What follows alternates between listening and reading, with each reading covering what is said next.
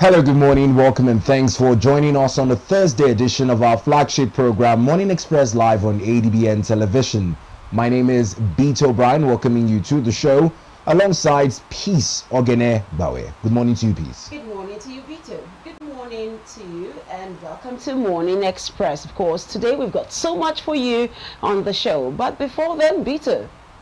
Well, interestingly enough, it is in developments that have trailed the Federal Executive Council meeting yesterday, presided over by President Bola Ahmed Tinubu, was also an award of 1.99 billion naira to the NDLEA to boost its affairs in combating illicit substance. Now, President Bola Ahmed Tinubu has vowed to sustain the war against drug abuse, mandating drug testing kits in schools and offices. So it's time to stay clean if you're one of those who does such. Well, first off, let's give you an expansive coverage of news developments across Nigeria and the globe as we join Amma Marcus on the news desk. Hello, Amma. Good morning to you. Hello, Bito. Good morning and welcome to ADBN News at 7. We bring you the latest headlines from across the nation and the world. I am Amma Marcus. President Bola Tinubu has urged Nigerians to support the war against drug abuse, an initiative of the National Drug Law Enforcement Agency, NDLEA.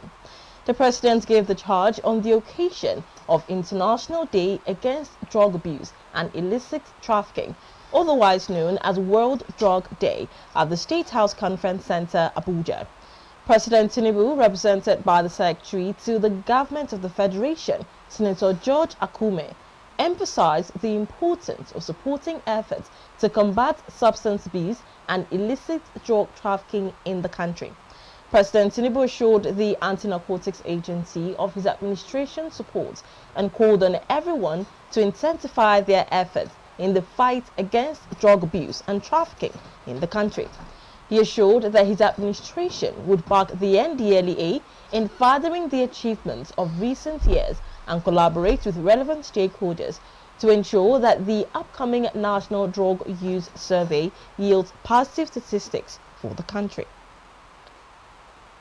In a related development, the Akwa Ibom State Command of the National Drug Law Enforcement Agency has emphasized the importance of investing in preventive measures to eradicate all forms of hard drugs and illicit substances from the society. The State Commander of NDLEA, Mrs. Obot Bassi, made this statement while leading other security agencies on an awareness campaign to mark the 2024 International Day Against Drug Abuse and Illicit Trafficking. ADBN correspondent David Song, who covered the exercise, completes this report.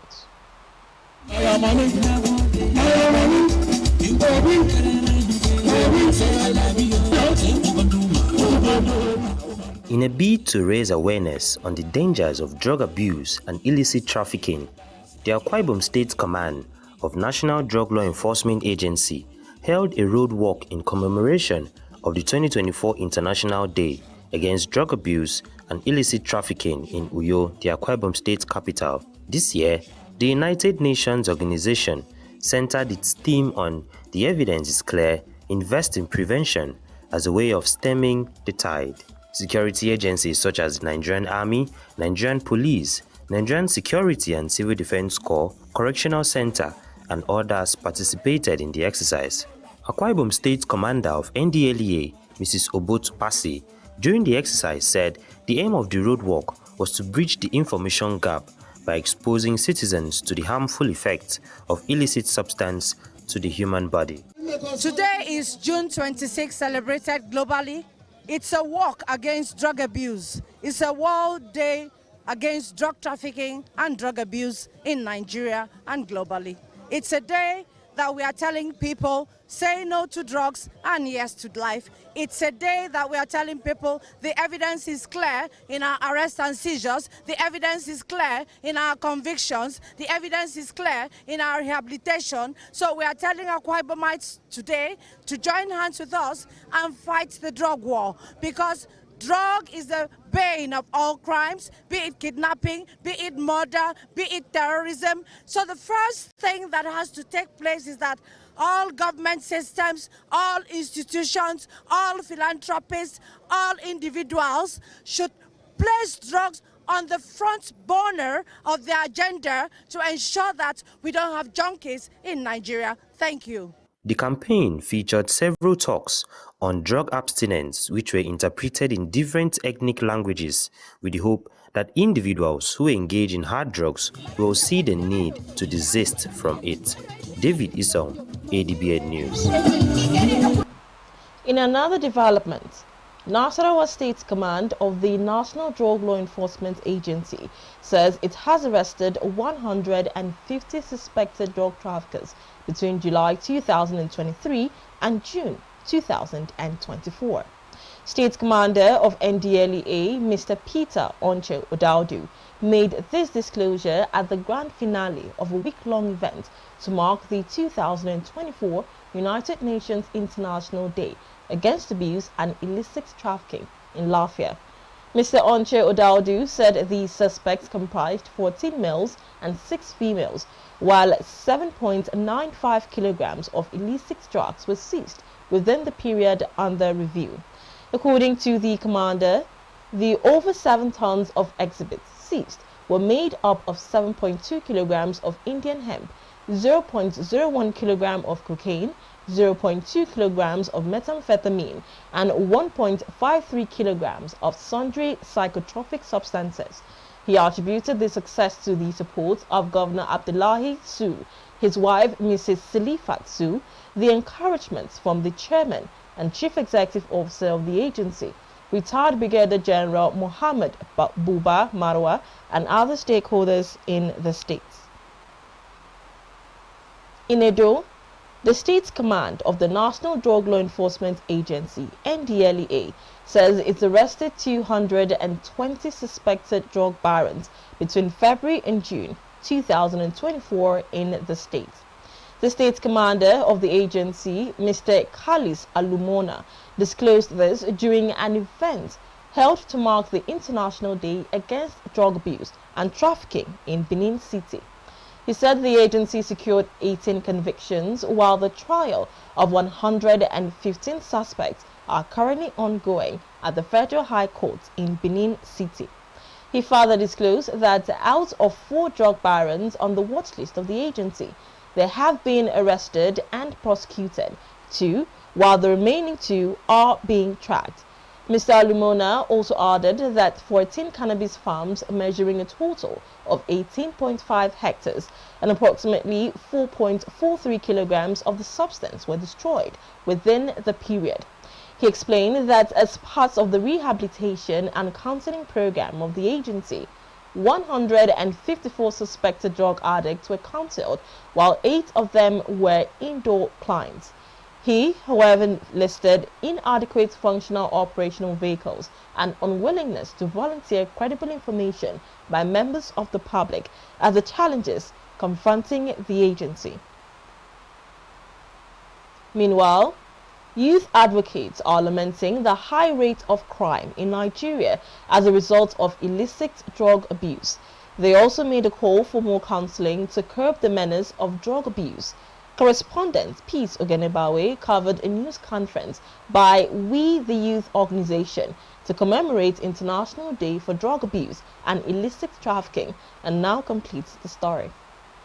Executive Director, We the Youth organization, Ambassador Jerry Agala, suggested ways to deal with drug abuse by stopping stigmatization of drug abusers through counseling. A lot of times we have stigmatized those who are addicted to drugs and substance abuse. So whenever we want to talk about that, they become so touchy about it. So I think the first thing is to accept them and don't make them feel they're already sentenced to death. Counselors should be able to know how to play around some of these things without necessarily having a formal sit-out. He assures of collaboration with anti-drug agencies to stem the tide of drug abuse. We as a civil society organization, we are committed to lending our voice to whatever project the government intends to engage in to support them as a responsible agency to stemming the tide of this monster through our various initiatives. And we are very certain that there would be victory. Expert on drug identification and research, Dr. Victor Fadipe, called on families, institutions, and media to form a synergy to manage youth across country so as to protect society and build a successive environment. The multiplier effect and devastating effect of drug abuse in society is enormous. By the time all the youths are consumed by drug abuse, whom are we going to hand over the succession of the development of the community we find ourselves into? Special Assistant to former Governor of Cross River State on print media, Honorable John Ebriku Friday, recommends immediate action to stop abuse of substance, linking it to high rise or vices in society. The government and all of these other stakeholders have to come together in helping these young people to recover and to come out of these dangerous substances they have abused themselves with, that has, of course, destroyed their life, destroyed their future, and all of that. International Day Against Drugs and Illicit Trafficking is the day set aside by United Nations to advocate anti-drug abuse, especially among youth. The theme for this year is "The difference is clear. Invest in prevention." Peace or Genegbawe. ADBN News. Vice President Senator Kashim Shettima has assured that President Bola Tinubu is not working against the interest of northern Nigeria. Senator Shettima stated this in Kano while receiving a federal government delegation led by Chief of Staff to the President, Mr. Femi Gbajabiamila, on a condolence visit to the death of his mother-in-law, Hadia Mariam Abubakar. The Vice President cited the appointment of the two Ministers of Defense, the Chief of Defense Staff, and the Chairman of Police Service Commission, among others, all from the North, as evidence of the President's commitment to the region's growth. He called on Nigerians to support President Tinubu's efforts to make Nigeria great, stressing that governance transcends political party affiliations. He emphasized that the country's unity and progress were more important than party differences, emphasizing the need for collective efforts to achieve greatness. National Security Advisor Mr. Nuhu Ribadu has cautioned media managers against promoting terrorist propaganda and ideologies through their reportage of security issues. Mr. Ribadu gave the advice at a two-day workshop organized by the National Counter-Terrorism Center, Office of the National Security Advisor in Abuja. Represented by the National Coordinator, NCTC, Major General Adamu Laka, the NSA emphasized that the type of information being processed and disseminated could either be beneficial with positive outcomes or detrimental with negative and life-threatening consequences. Nigeria Police Force has debunked a trending video depicting a group of persons suspected to be armed terrorists carrying assault rifles and other dangerous weapons with a commentary in Hausa language, claiming they were migrating from Benin Republic to Nigeria. Police Public Relations Officer ACP Olumiwa Adejobi, in a statement, explained that after thorough and detailed videographic analysis conducted by the NPF Cybercrime Center, it has been confirmed the video in question was originally created and circulated on the 28th of May 2018. The statement, while urging the public to remain calm and avoid spreading unverified information, also warned individuals who engage in the deliberate spread of false information to desist, as it is criminal and punishable under the law. The statement, however, encouraged everyone to rely on official channels for accurate updates and to report any suspicious activity or content to the authorities. Chief of Naval Staff, Vice Admiral Emmanuel Ogala, has inaugurated 6 blocks of fully furnished houses for senior ratings of the force in Abuja. Vice Admiral Ogala, while inaugurating the fully furnished 2- and 3-bedroom houses in Kubwa, Abuja, expressed the commitment of the Nigerian Navy under his leadership in catering for the welfare of its personnel. The Chief of Naval Staff, who conducted a guided tour of the estate, expressed satisfaction with the quality of work done. Commander, Naval Unit Abuja, Commodore Sabo Neningea, acknowledged that accommodation was a pressing issue being addressed by the Chief of Naval Staff, highlighting that the newly completed estate would serve as a morale booster for the Navy personnel who would reside there. You're watching ADBN News at 7. Watch us on DSTV channel 258, on Star Times channel 140, Avo TV app, Limix World TV app, and Niger TV app. For more stories, visit our website on adbntv.com. Stay with us for more stories after this break.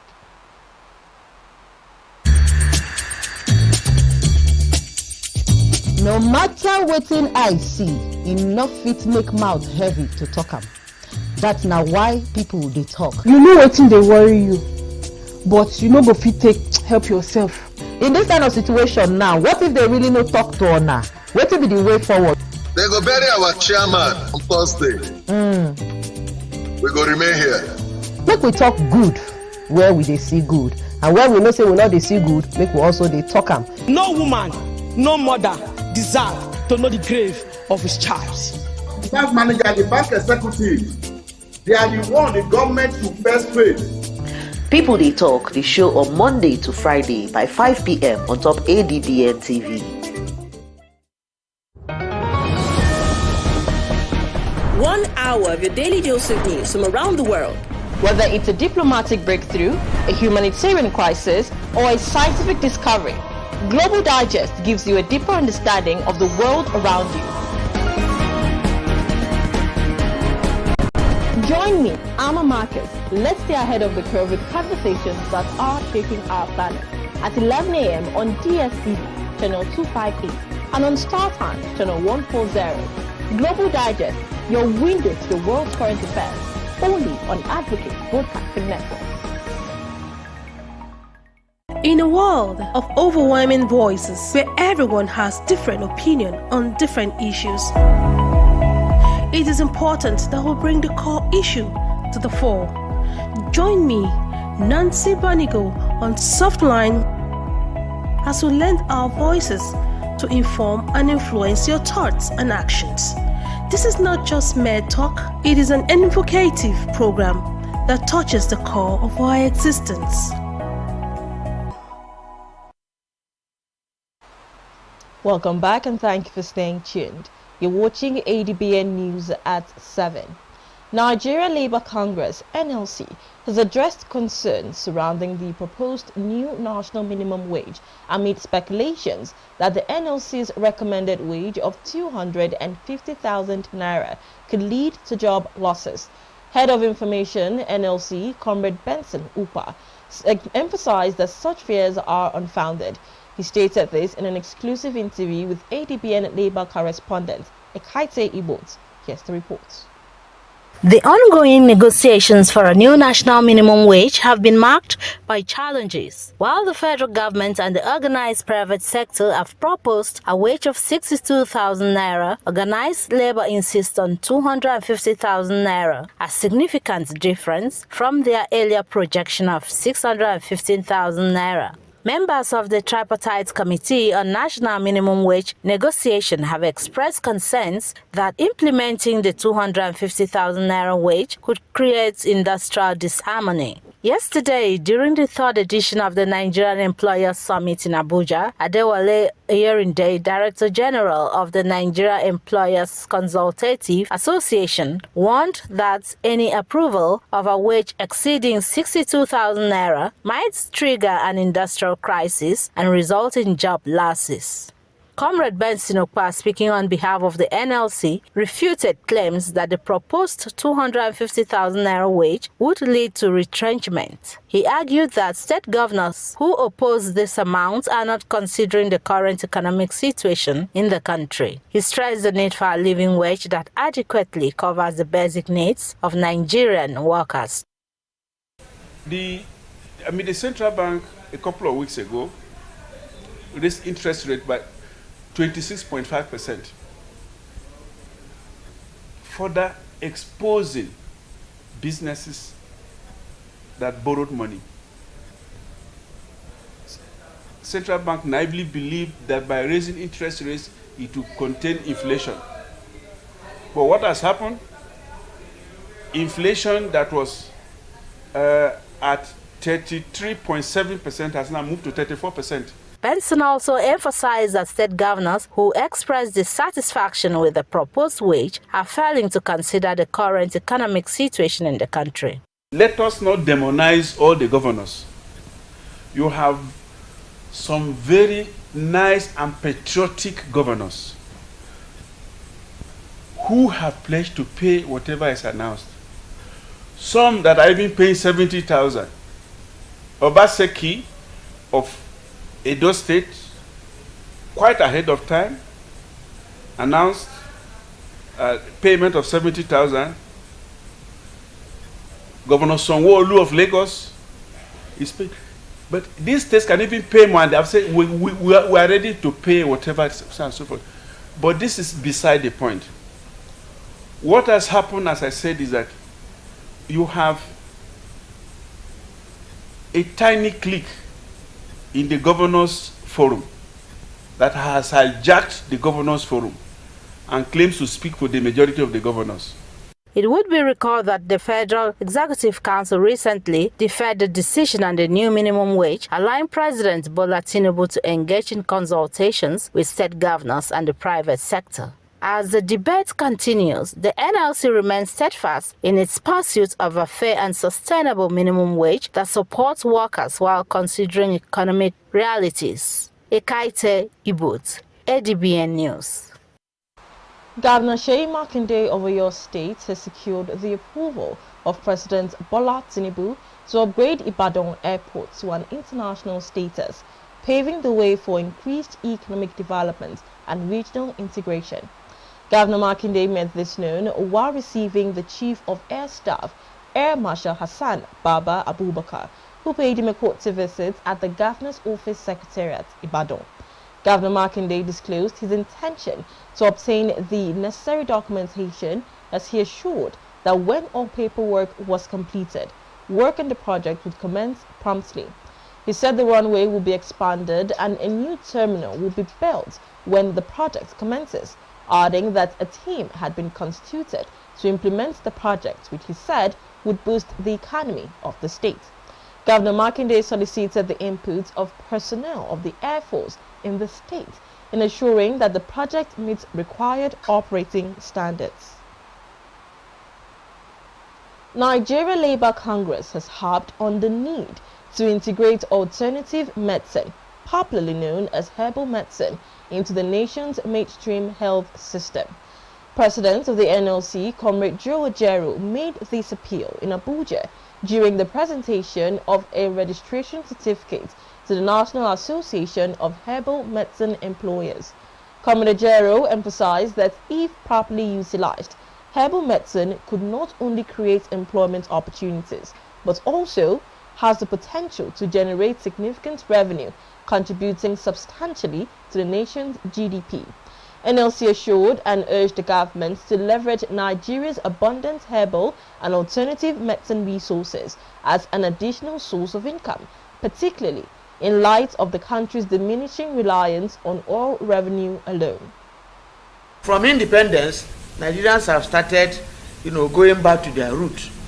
And I don't see why we should not go back to our roots. If herbal medicine or alternative medicine is explored in Nigeria, Nigeria will be making trillions, through export of these drugs. Of course. And that's an area that I will urge Nigerian government that since they are thinking of ways of shoring their economy, to look at and explore it adequately. He further called for the establishment of herbal hospitals to further integrate traditional medicine into the country's healthcare system, as he stressed that the efficacy of herbal medicine rooted in Nigerian culture, asserting its relevance in tackling indigenous health challenges. Even in some native areas, they will tell you when you put something, you put your face there, the thing will clear. And it was happening here. So I think at the end of COVID-19, there should have been an experiment that the outside world should have come into Nigeria and discover what really happened, what really transpired, and the potency of such drugs, and whether concussion or whatever. So the need for a herbal hospital is very, very important. I'm finding it difficult to call it traditional medicine, because countries all over the world have developed their own medicine. On his part, President of the National Association of Herbal Medicine Employers, Dr. Yemi Areola, conveyed the union's readiness to collaborate with the government in tackling various health challenges in the country, particularly amid a significant migration of medical doctors seeking better opportunities abroad. We are urging our able president, the Nigeria Labour Congress, to help us so that people in Nigeria, from the presidency to every arm of the government, to recognize us. Nigeria, all this, what do they call them, transportation ministry. They started somewhere. They gave them ministry. Nurses Association, they gave them ministry. Medical doctors, they gave them ministry. We want a ministry of traditional medicine practitioners in Nigeria. The National Association of Herbal Medicine Employers has recently been registered as a trade union. With this registration, the union has become an affiliate of the NLC. And over to report from the foreign scene, US President Mr. Joe Biden has disclosed that he was correcting a historic injustice by pardoning military personnel who were convicted under a law that prohibited homosexuality in the armed forces for many years. He said with the gesture he was ensuring that the culture of armed forces reflects the values that makes the United States an exceptional nation. The decision specifically concerns Article 125 of the Code of Military Justice, dating from 1951 and made obsolete by Congress in 2013 until 1994.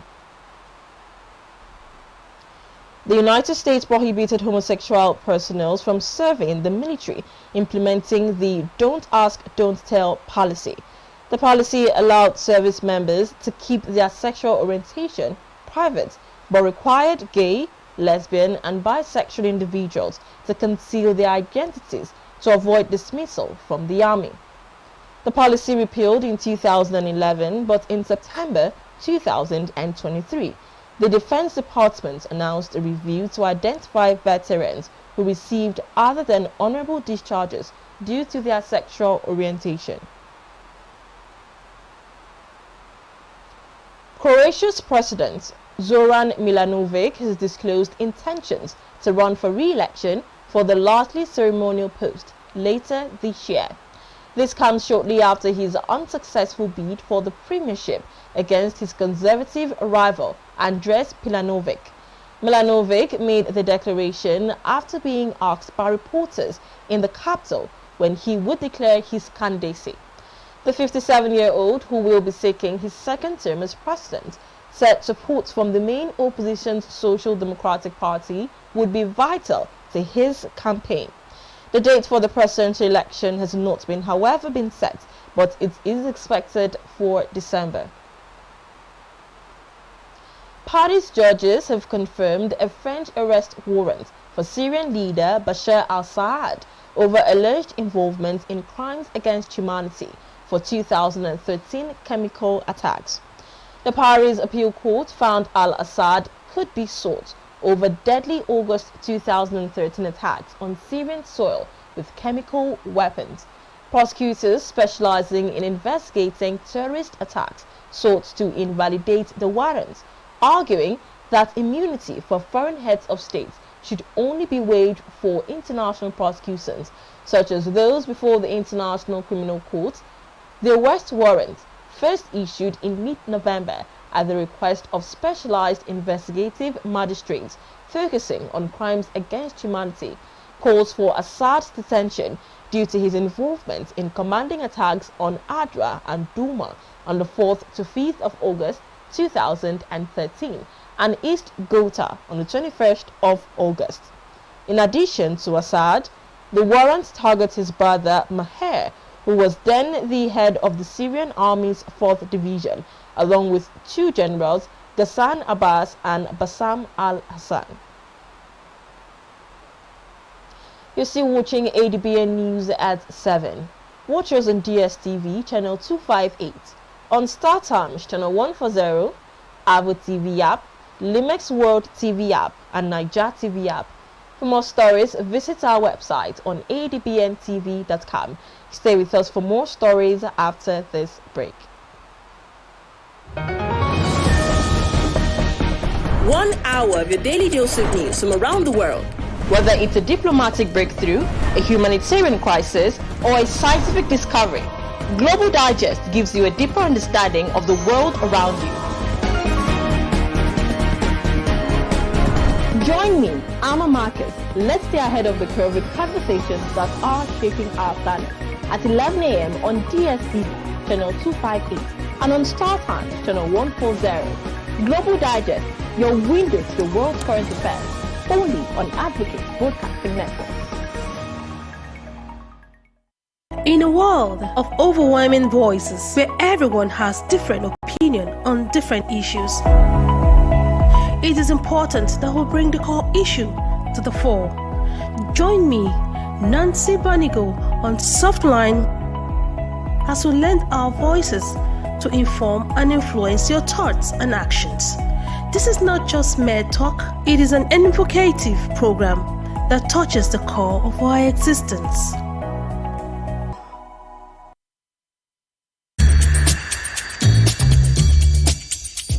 No matter wetin I see, enough fit make mouth heavy to talk am. That's now why people dey talk. You know wetin dey worry you, but you no go fit take help yourself. In this kind of situation now, what if they really no talk to una? Wetin be the way forward? They go bury our chairman on Thursday. We go remain here. Make we talk good where we dey see good, and where we know say we no dey see good, make we also dey talk am. No woman, no mother deserve to know the grave of his child. The bank manager, the bank executive, they are the one the government should first pay. People They Talk, the show on Monday to Friday by 5 p.m. on top ADBN TV.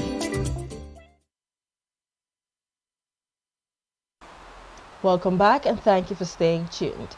Still on the foreign scene, Austria has summoned Russia's representative to protest Moscow's unprecedented decision to revoke the media accreditation of an Austrian journalist.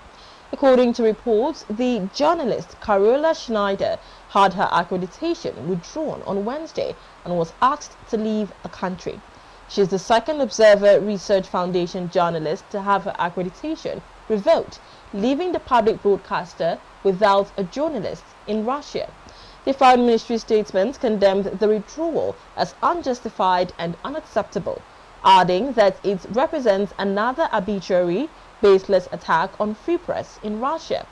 The Russian Foreign Ministry said the move was a forced retaliatory measure in connection with continuing discrimination against representatives of Russian media in Austria. Nigerian Army has disclosed the deployment of 177 personnel for peacekeeping mission in Guinea-Bissau.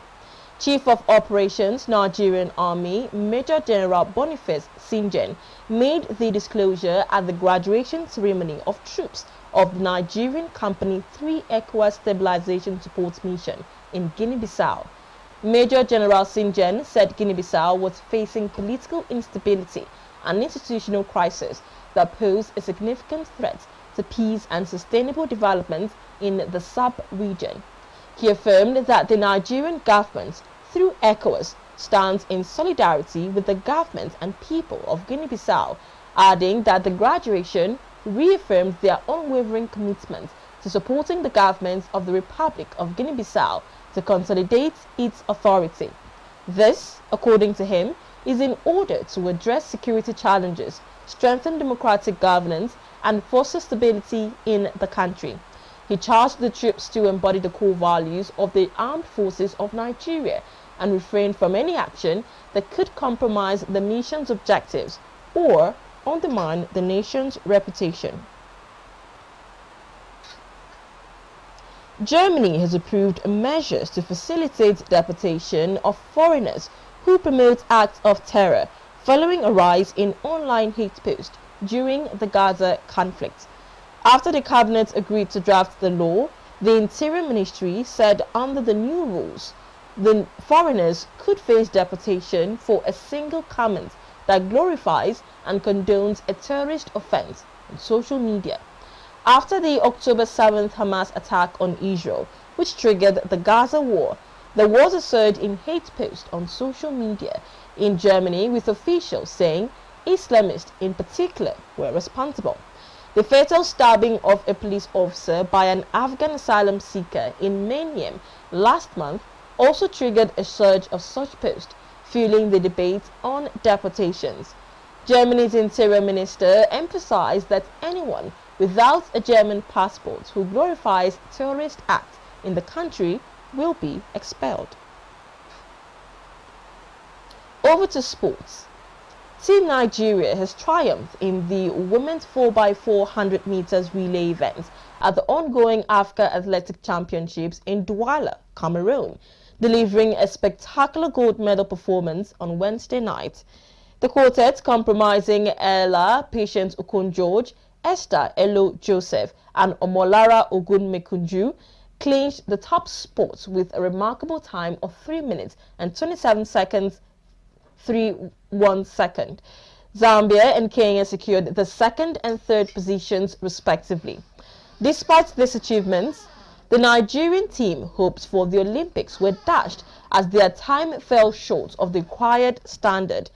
Their performance, though victorious at the African Championships, did not meet the benchmark set by Cuba's 3 minutes 26.08 seconds and ranked them 16 globally in the world relays. In the men's event, Team Nigeria narrowly missed the podium, finishing fourth behind Botswana, Zambia, and Kenya. The UEFA Euro 2024 round of 16 fixtures has been finalized following the conclusion of the group stage matches. Action will kick off with Switzerland facing Italy and Germany taking on Denmark on Saturday, the 29th of June. The remaining 6 matches will unfold over the following 4 nights, culminating with Austria meeting Turkey on Tuesday, the 2nd of July.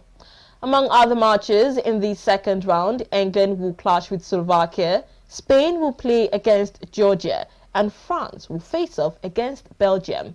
Additionally, Portugal is set to meet Slovenia, while Romania will go head-to-head with the Netherlands. The tournament's pinnacle, the final match, is scheduled to take place in Berlin on the 14th of July. Well, that's it on ADBN News at 7.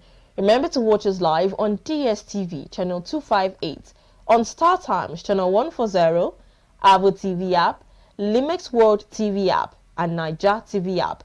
For more stories, visit our website on adbntv.com. Not forgetting, you can watch us live from every part of the world by logging on to adbntv.com/live.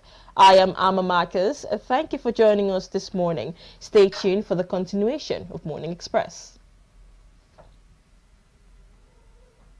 And welcome back from our news decks back to the rest of the show this morning on our flagship program. Interesting developments from the world of sports as Nigerian athletes look to rake up and ranking medals for the country, whilst in the Euro 2024 it is now in the round of 16. Well, if you're counting down to the Olympics as well, it is to Paris 2024 Olympics. I'm not alone on the show. I have my co-host here, Peace Ogenegbawe, and there's a lot to look for on the show in terms of more segments coming up. Well, for the Paris Olympics, I'm always excited to Sydney Olympics. So I'm looking forward to that also. And talking about more on the show today, we can also tell you that very soon we'll be coming up with a weather update. And of course, we've got so much for you, especially from the International Day of Drug Abuse, that held yesterday. We'll be bringing in more on that one also. But of course, you cannot miss out on local news headlines and newspaper review and the international that would also come your way. However, we'll take a break right now, and when we are back, we will go on with some more interesting times on ADBN TV Morning Express. In a world of overwhelming voices where everyone has different opinion on different issues, it is important that we bring the core issue to the fore. Join me, Nancy Banigo, on Softline as we lend our voices to inform and influence your thoughts and actions. This is not just mere talk, it is an evocative program that touches the core of our existence.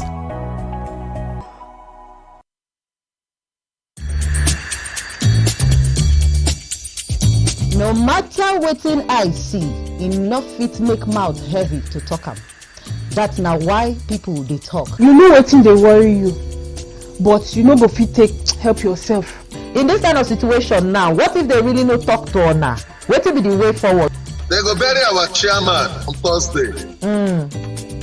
We go remain here. Make we talk good where we dey see good, and where we know say we not dey see good, make we also dey talk am. No woman, no mother deserve to know the grave of his child.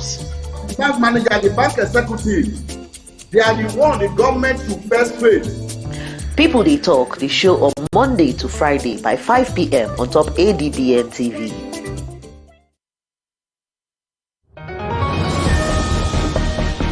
One hour of your daily dose of news from around the world. Whether it's a diplomatic breakthrough, a humanitarian crisis, or a scientific discovery, Global Digest gives you a deeper understanding of the world around you. Join me, Amma Marcus. Let's stay ahead of the curve with conversations that are shaping our planet at 11 a.m. on DSTV, channel 258, and on Star Times, channel 140. Global Digest, your window to the world's current affairs, only on Advocate Broadcasting Network. Hello and thank you for joining us. For Thursday, we expect some respite in the morning from the series of rainfall activities, particularly over the northern region, except for some parts of Adamawa, Taraba and Kaduna states, where we expect isolated thunderstorms. This should also affect parts of Nasarawa Plateau, the Federal Capital Territory, some parts of Kogi, Benue, down to the southeastern parts of Abia, Anambra, Enugu, Edo, Delta. However, to the coastal region, moderate rains are expected during the morning hours, intermittently into the afternoon and evening hours across most cities within the coastline of the country.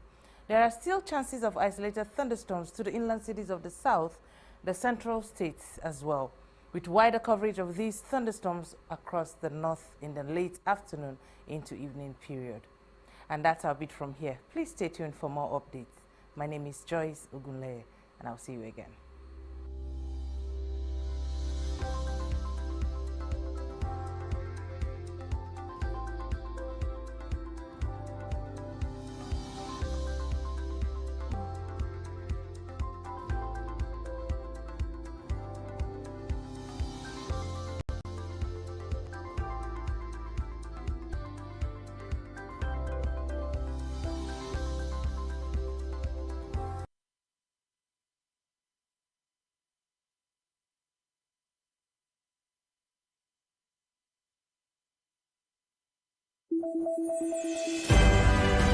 Rebuilding trust.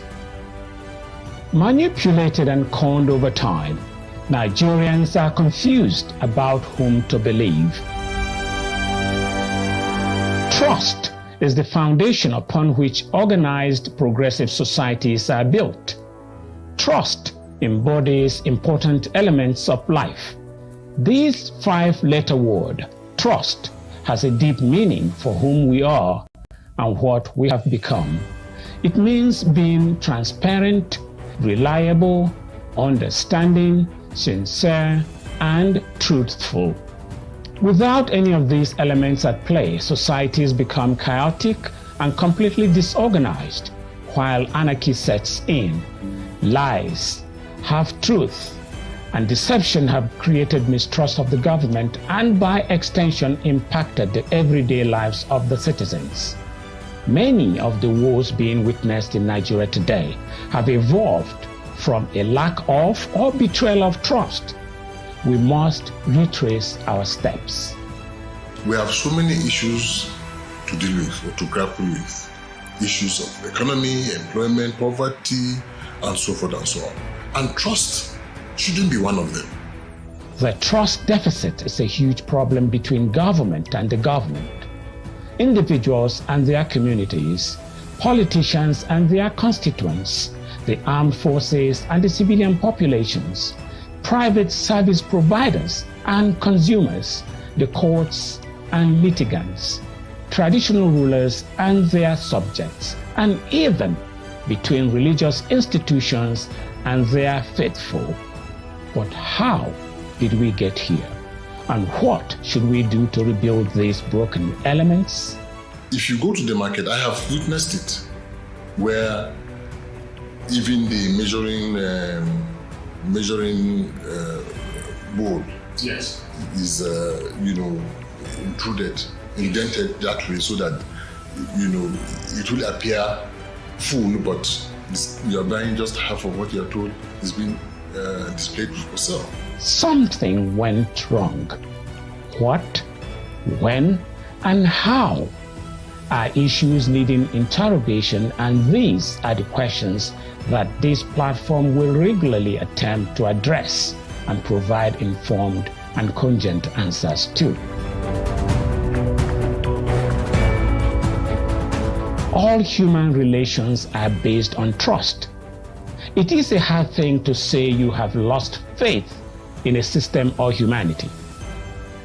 When a house is defective, with leaky roof, broken walls, faded paint, and non-functional amenities, of course, the right thing to do is to fix it. Join me, Sani Mohammed, and others on this platform every week as we discuss ways to rebuild trust and put our house back in order.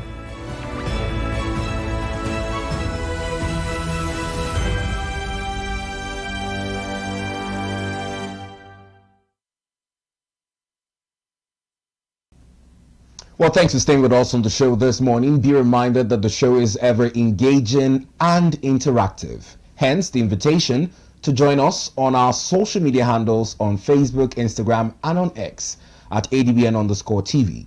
Do note that you can watch us from any part of the world by logging on to our website on www.adbntv.com/live. As much as we appreciate your comments and contributions, let me remind you that it's about objectivity to the discourse. Kindly refrain from using inflammatory statements or inciting comments when you join the show. Peace is still here with me, and as we look to greet the dailies this morning.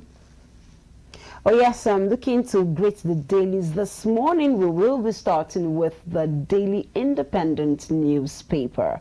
And on the Daily Independent newspaper, we have this boldly written headline right there saying, Tinubu vows to sustain war against drugs, illicit substances. Drug tests, kits must for homes, schools, offices, and that's coming from the #1 anti-drug chaser in Nigeria, talking about retired General Buba Marwa, has that to say. Well, it's time to begin to talk about drug tests, and looking into stopping the use of abusive drug, the excessive use of drug in the country. And of course, that is what the President Bola Ahmed Tinubu is on right now. Well, quite an interesting headline story beneath the masthead here. President Bola Ahmed Tinubu vows to sustain the war against drug More on this war is about the sustenance, and this would constitute the investments needed to boost the operations of the Nigerian Drug Enforcement Agency, NDLEA, as following yesterday's FEC meeting, presided over by President Bola Ahmed Tinubu, has also been the approval for the sum of 1.99 billion naira to the NDLEA to strengthen its operations. We hear that a bulk sum of this would go into the purchase of test kits. Now, I don't know how mandatory drug tests are in schools, but I remember some time back there were also debates that it be made available in public offices as well, to include seats of governance and even in legislative chambers as well, so that drug testing can be done for Nigerians. I do remember it became more of an eye-opener following anti-doping bills passed by the National Assembly as well. When it comes to this doping debates, people only focus most times on athletes, but now it is more on the NDLEA to expand testing, and not only on athletes, but Nigerians who by virtue are in schools, Nigerians who by virtue are employed in offices, because with statistics as drawn up, it shows that a lot of persons these days are given to over-dependence on psychoactive substances. While many would not look at the health dangers of this, it is also one thing that has affected the most of our youth population, with a higher demographics of them depending solely on drugs. But quite commendably, the NDLEA under General Buba Marwa, retired, has been on its toes, and you'd see more reports coming in day by day. Activities at the airports, foiling attempts of drug smugglers. The other day, the FCT fake police van had over 340.8 kilograms of cannabis sativa stacked in it. Well, it's really interesting to know that over 40% of Nigerian youth are under the influence of drugs, you know, and that is according to reports from the NDLEA, and that's to show you the level or the height of drug use and drug abuse in the country. Not to even remove the fact that they are now looking for other means, you know, of still getting this influence from drugs. And so it's applaudable to know that there is a concerted effort to make sure that this is in the board, you know. And the drug test, like you said, is very, very important, because it surprised you to know the height or the amount of youth in Nigeria and Nigerian citizens, you know, that some of them don't even know when they get into this. They're not aware, because for instance, when it's mixed with food, I know there was a time when there was a clamp-down on cookies, you know, in Abuja. There was a raid of supermarkets in Abuja where some marijuana-infused cookies had to be clamped down on. So imagine I get to the store and I don't know about this, and I just buy it.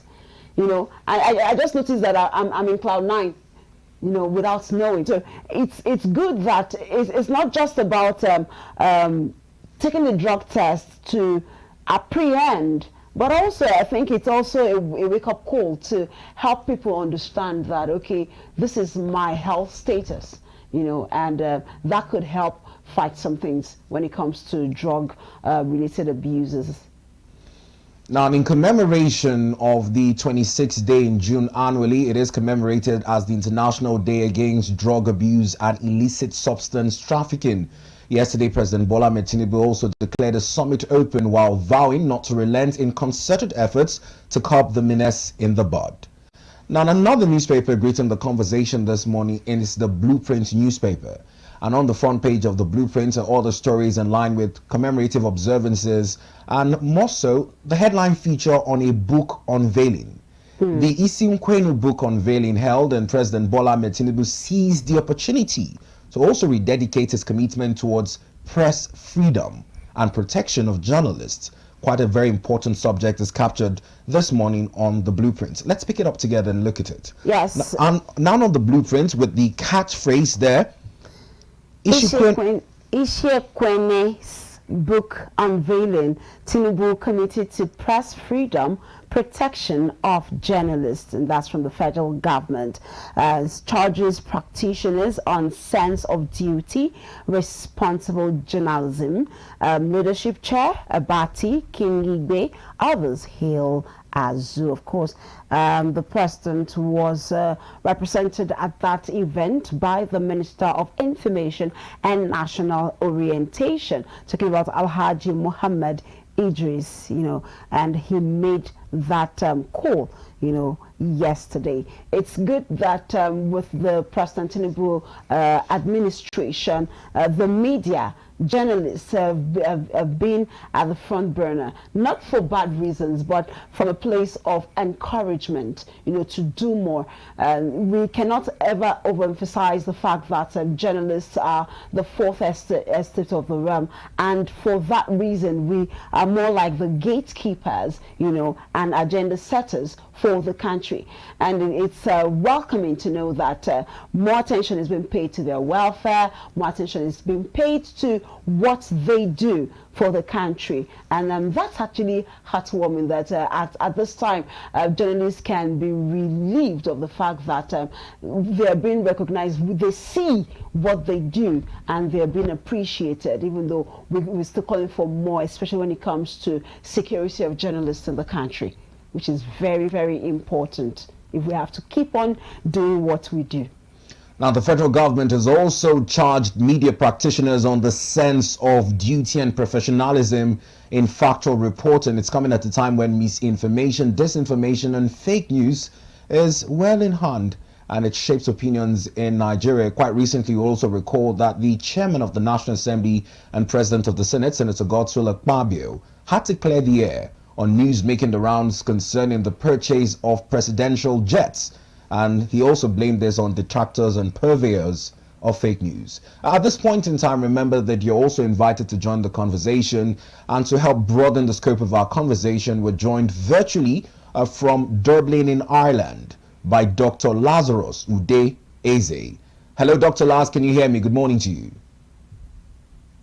Hi, good morning, Vito. Oh, very well. Nice to see you. How's it over there? Let's find out. How's the weather like? Hope it's not as rainy as it is here in the FCT. Yeah, not that rainy. It's also warmer this time around. Really quite interesting. Let's pick up our next paper and let's get your thoughts, because it's issues as it concerns the new minimum wage. And whilst we've been told that the National Assembly would have to wait, as President Bola Ahmed Tinubu would take more time to consult organizations of private sector, OPS, and other stakeholders in determining the new minimum wage before passing the bill over to the National Assembly. Our next newspapers, The Matrix and The Daily Sun, do have that in their lead coverage. Yes, and on that coverage, we see the same new minimum wage. Governors assure Labour of better package, saying we remain dedicated to the process and assure that better wages will result. Governors to continue engaging with stakeholders to reach a mutually agreeable solution. Anything above 62,000 naira will create crisis, NECA boss wants. And we see on the Daily Sun newspaper, it has its same minimum wage. Labour rejects Tinubu's position, describes Preston's pronouncement to consult with stakeholders as unfortunate, silent on next step. Governors meet over wage others. Finally, governors seem to be picking up on the issue of minimum wage. Dr. Lazarus, we'd like to hear from you. What's your take on the minimum wage, especially from the angle of Labour silent on their next step? Right, thank you very much. The minimum wage debate, in my view, has lasted for too long. There are some issues that should be taken more seriously and more urgently, and I think minimum wage is one of such, for obvious reasons. Yes, Labour made their stand, government made their stand. It takes discussion, negotiation, consultations to arrive at acceptable amounts on this. But I sincerely feel that we are wasting a lot of time because there are many ways to do this, from when the administration came, even before this administration. There is what is called cost of living adjustment. Every year, every quarter, CBN meets, they review situations, they adjust interest rates, they make certain adjustments. Organizations also meet, look at their projections for the year, look at realities, make necessary adjustments. Even in the private sector, on annual basis, there is certain percentage of increase that people might get, based on inflation, based on other economic considerations. And I do think that minimum wage should also, be getting that, or even general welfare of the working class should be getting that kind of treatment. It does not, in my view, make more sense that with the level of inflation and over 40% food inflation, high unemployment rate, and skyrocketing of everything, is not realistic that we'll keep on on these debates as long as we've done. So it should be treated with the urgency it deserves. And if the government want to do that, they will definitely do that. Now Dr. Last, talking about realistic has been the debate about what figure is most realistic. Now, and it's also from the angle of state governors, most of whom are enjoying increased federal allocations, but are lamenting that they cannot use the entire bulk sum to cater for their wage bill in their respective states. Some state governors say they cannot do better than 52,000 naira. Organized labor is demanding 250,000 naira. The federal government is also looking at 62,000 naira. In those brackets and in line with the current economic realities, what's the most realistic amount in your opinion? Well, that's an interesting question. Most realistic is somewhat relative. What might be most realistic to Sokoto might not be most realistic to Lagos. So all states are not equal in terms of the economic indices and variation of factors. Also, apart from government, the private sector that is also expected, to prepare their wage in accordance with the minimum wage, are also dealing with a lot of issues. So I might not say this is what is most realistic, but as a citizen, as someone that I've been observing, following the discussion, I do think that nobody should earn below 100,000 naira, as the case may be, in this country. It's not that so much, but also the economists will do analysis on, okay, what's the impact, whatever amount, how will it affect inflation rates. You can pay 1 million naira if you so choose, if you have the money, but you know that there is also an amount you pay, and it might raise inflation and even the worth and the value of the naira. The money will not be able to purchase much. So all that has to really be worked out. Edo State, for instance, is paying 70,000 naira. So if they could pay that, why not?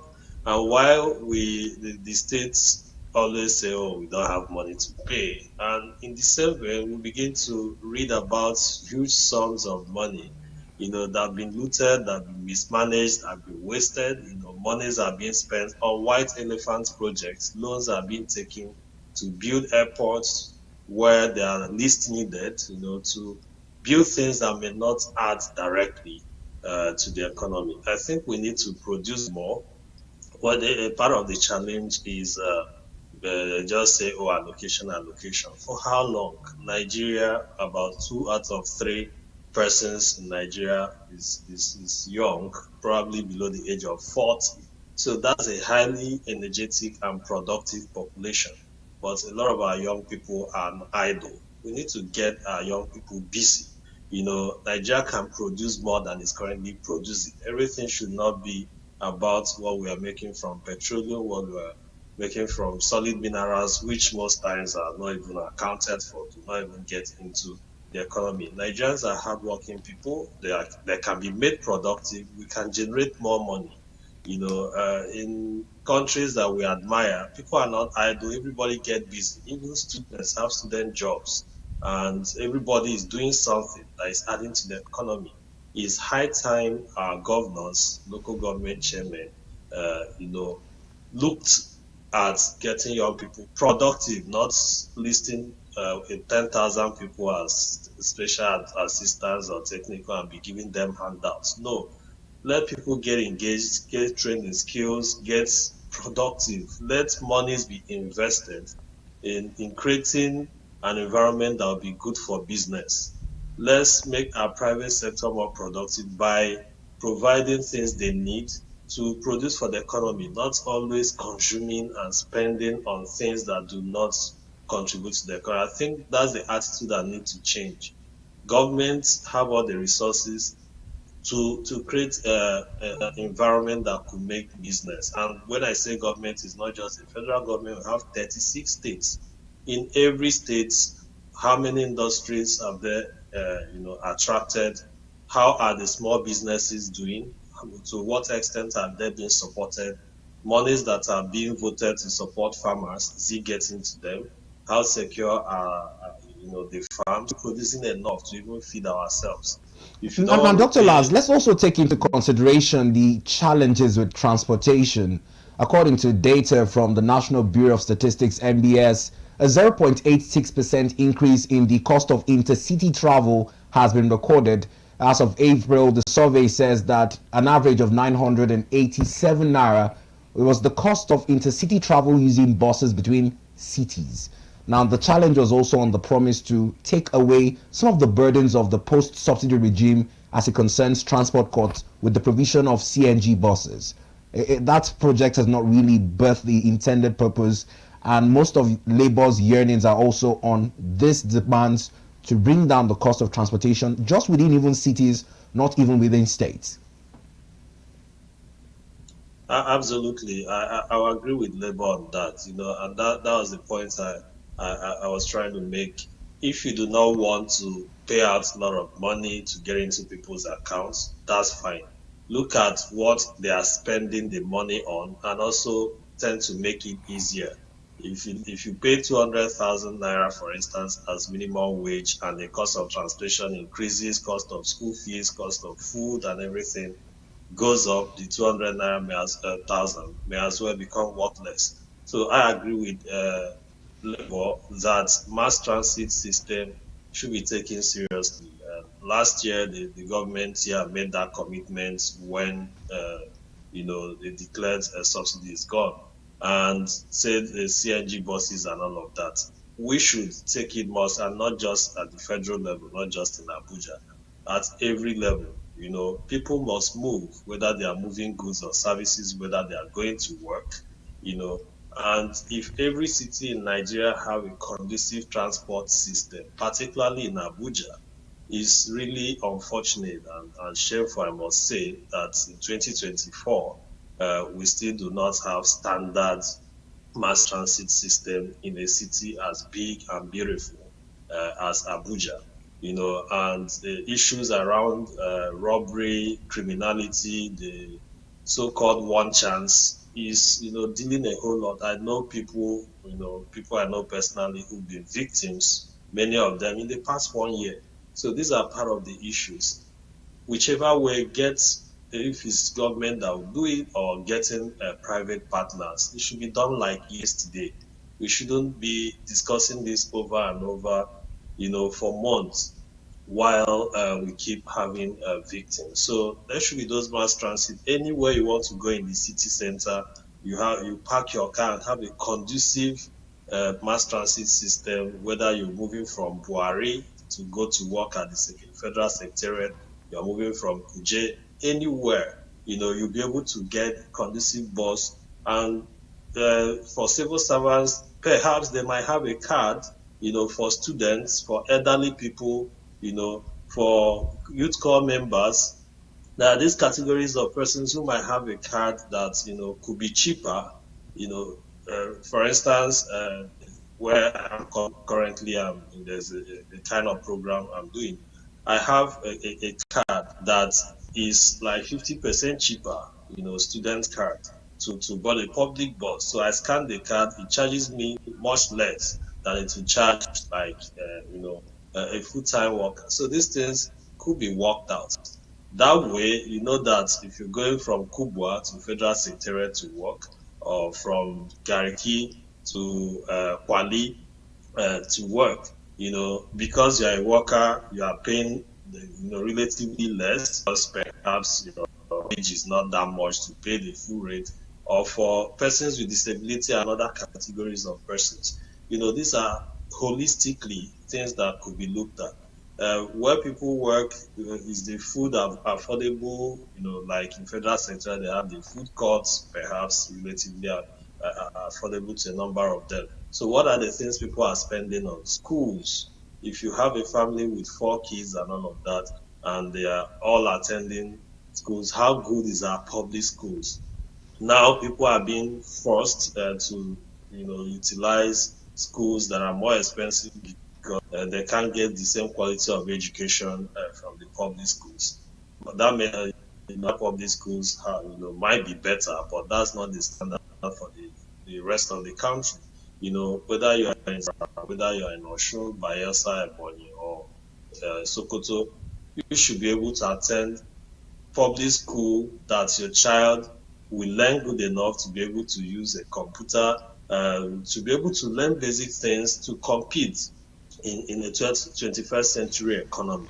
These are things that we should also investing in schools, so that the pressure of having to take that child, of course, no matter how good public schools are, people will still go to public school, people will still go to private schools. All of them are good and all of them have their target, but it should be a choice that, okay, yeah, I want my child to go to a private school, perhaps because I have extra money to pay because the environment is much more beautiful, automated, digitalized, and all of that, but not because I feel that going to government secondary school, Gariki, will make the child learn less compared to someone that perhaps attended Loyola Jesuit in terms of the quality of knowledge that is being imparted. So this is an area that should also be looked at. What about healthcare? Health insurance, healthcare expenditure is one thing that also takes a lot from our resources. So if people don't have to bother about choosing between eating and healthcare, which also influences health behavior, health insurance, National Health Insurance Authority Act, Section 14, made health insurance mandatory for all residents of Nigeria. So how many of us are currently insured? Now, we'll get to health insurance. It does also make one of the lead stories on one of the dailies this morning. But first off, let's also look at comments coming in from the Minister of Information and National Orientation, Alhaji Mohammed Idris, which is captured on one of the feature stories by the Premium Times. Now, the infographics will greet your screen shortly, taking quotable comments from the minister under the subtopic National Minimum Wage. He says, and I quote, "Mr. President is going to consult further so that he can have an informed position, because the new minimum wage, as I said, is not just an issue of the federal government," unquote. These are comments from the Minister of Information and National Orientation, Alhaji Mohammed Idris. Now, whilst the federal government might pay its workers better, many have also pointed to the increased borrowing owing to reports from the Debt Management Office, DMO, that in the last 3 months, our debt profile has received an additional 2.43 trillion naira in terms of borrowing. Now, there's also increased federal allocation. Can these sums be better channeled in states to improve the welfare of civil servants within states? I know you talked about the disparity in some states not being equal, but we're seeing improved inflow of income to the states and increased borrowing. How do we share it amongst its federating units? Yes, the increased borrowing is concerning, not because we are borrowing. We've been borrowing for a very long time, but essentially because of what we're using the resources on. Yes, we may argue that there is increased allocation, increased revenue, the amount. Yes, it might be financial increase, but is it economic increase? What's the purchasing power of the money? If it used to be 5 billion before and it's now 10 billion, and what 10 billion can buy now is far less than what it could buy in 2022, I wouldn't really consider that as an increase. It might be increase in terms of numbers, but not increase in terms of the value of what that could purchase. But having said that, yes, consultation is necessary, all of that is necessary, but for how long? Let this get done with. You recall that just before the first year anniversary, within a week or two, we had a national anthem. There was a legislation that brought back national anthem. In the regular way of making laws in the country, you have first reading, second reading, you have public hearing, where the opinion of Nigerians are called upon. People will go and air their views before you have third reading, passage and assent. But public hearing was ignored, and people's input was not even there. And within 2 weeks, the amendment was done and it became law with the speed of light, I must say. It took 10 years for the National Health Act to become law in Nigeria. Due to legislative bureaucracies and all of that. It took 13 years for the Violence Against Persons Prohibition Act to become law, but it took less than 2 weeks for that to be done. It shows if the government means to do something, it can happen very fast. I just use that as an example. So I think this conversation around minimum wage should be treated with that level of urgency. All these processes, they are fine, consultations, meetings, engagements, and all of that, but it doesn't have to take forever to happen. For a strike upon strike, disruptions in the economy, and all of that, we really don't need that. The more strikes you have, the more it also hurts the economy. It reduces revenue, it introduces instability, and sometimes there may also even be security concerns, which will all be avoidable. So I really want to appeal to all the stakeholders, particularly the government at the state, national levels, and all those who are involved in this, to quickly get done with this, and let's move to the next step. And as for the borrowing, a lot of persons just borrow, but what are we spending it on? Like I said earlier, production. We should look at whatever amount we are using, especially borrowed money on, what is it producing? People borrow for business. People borrow, for example, I can choose to borrow to establish a business. If I've done my feasibility studies and I feel that, okay, this business will most likely succeed, I did my risk assessment, make my mitigation plans, and okay, I could generate this money in 5 years. I could pay back my debt over time, and the business will stabilize and keep giving me revenue, keep giving me money. That's fine. But if I borrow for a party, just borrow and invite people to come and eat and drink, or I borrow to buy a car to show off, that is not that I bought buses to put, to do a business and generate money. It makes a whole lot of difference. So if I borrow to consume, that's not really a good way to use such resources. I will get into trouble. I will likely default, and I will not make money to even borrow less or to stop borrowing at all. It will just be to keep borrowing and borrowing, mortgaging the future of the country. So I think there is need for more discipline. Right now, we need to get serious and cut down on some expense that I felt is not useful. I do not see reasons why government should be funding pilgrimage or even subsidizing it, irrespective of the religion. So if we used to do it in the past when we have money, that's fine. Right now, we should not be spending on things like that. Let those who can afford it to go and pray wherever they want to pray to their God, be able to go there on their own expense, not at the expense of public fund. So there are just some things we should behave like a country that is broke, that wants to get out of the economic quagmire we found ourselves, and take everything, the body language, the acts, the actions, everything should show it, not statements, not, labor calm down, everybody understand.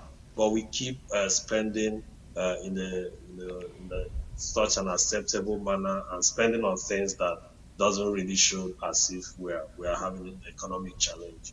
All right, thank you for that, Mr. Dr. Laz. And let's move to another dailies right now. And we have the New Telegraph newspaper. And I see this one here saying 2023 budget, lawmakers in dilemma over capital appropriation. To extend decision on implementation, requests allegedly forwarded by Tinubu as initial deadline ends in 3 days.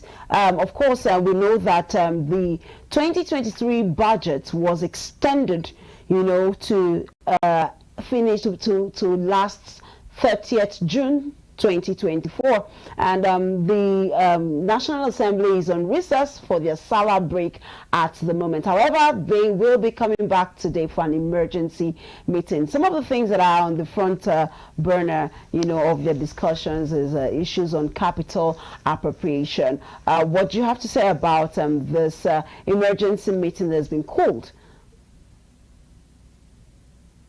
Yes, the emergency meeting is crucial. Anything that has to do with budget implementation is at the crux of our national economic growth and development, and of course, indeed, national security.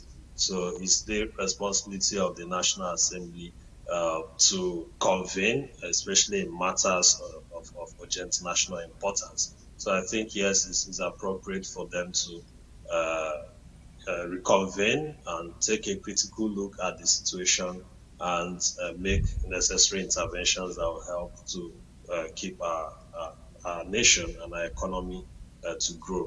The budgeting process requires more stringent oversight, especially the implementation, so that we get more value for money.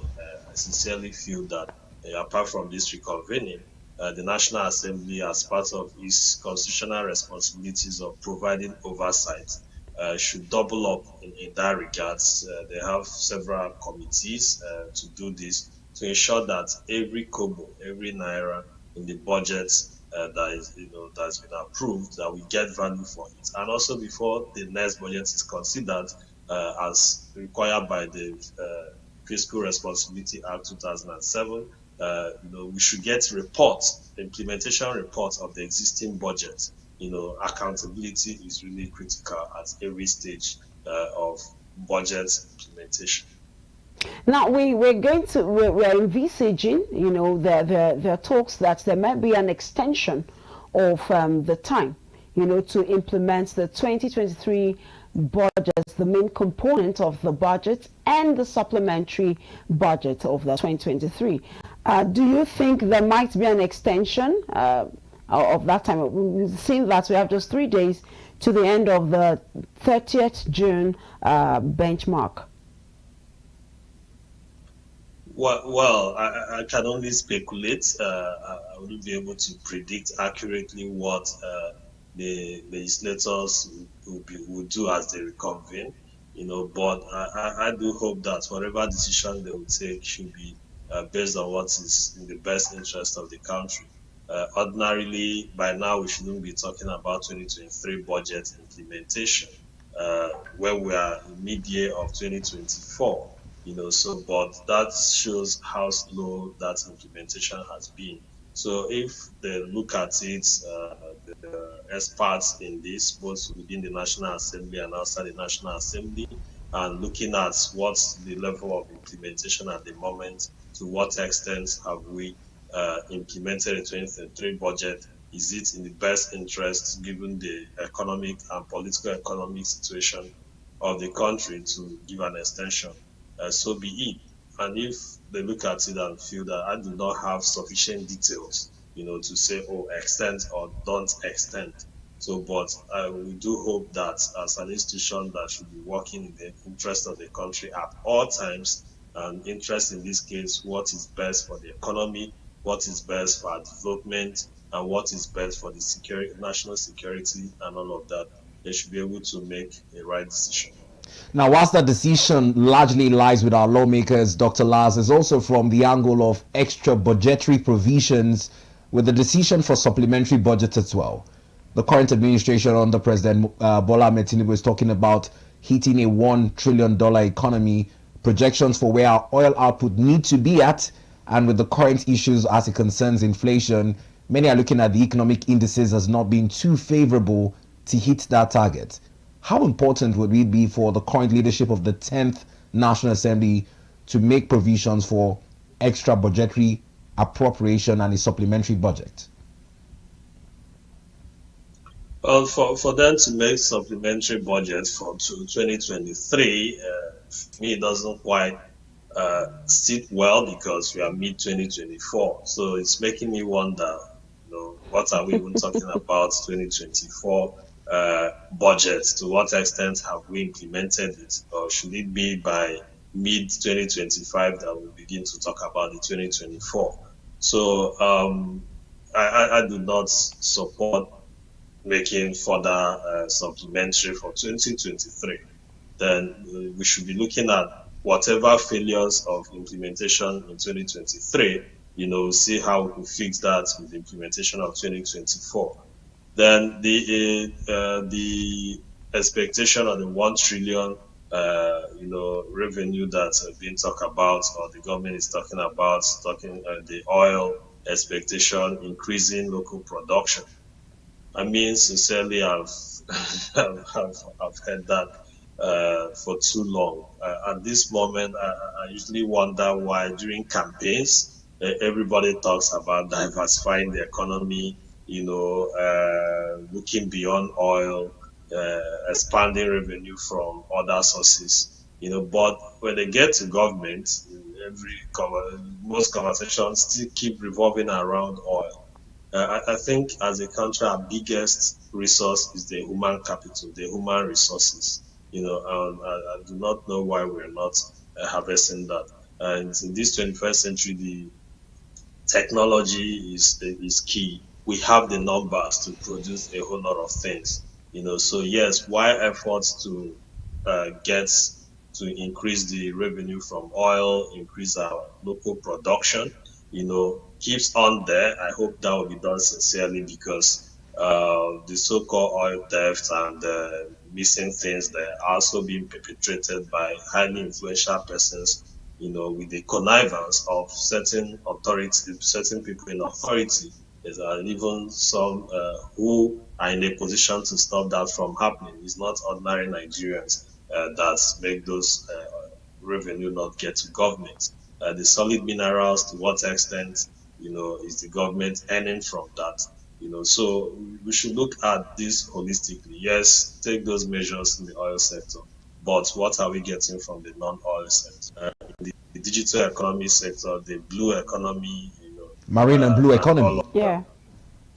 Right. Now, let's talk about another angle of interest as it greets our next paper, the Punch newspaper. And this is following allegations as thrown by Dangote to what he calls a cartel that is looking to impede the rollout of fuel to Nigerians. Quite sadly, yesterday, there was a minor fire incident at the petrochemical factory in Lagos. And this morning, making front page coverage on our next newspaper, The Punch, is that story. Let's pick up The Punch together now, shall we? The story says Dangote Refinery crude supply crisis threatens oil investments.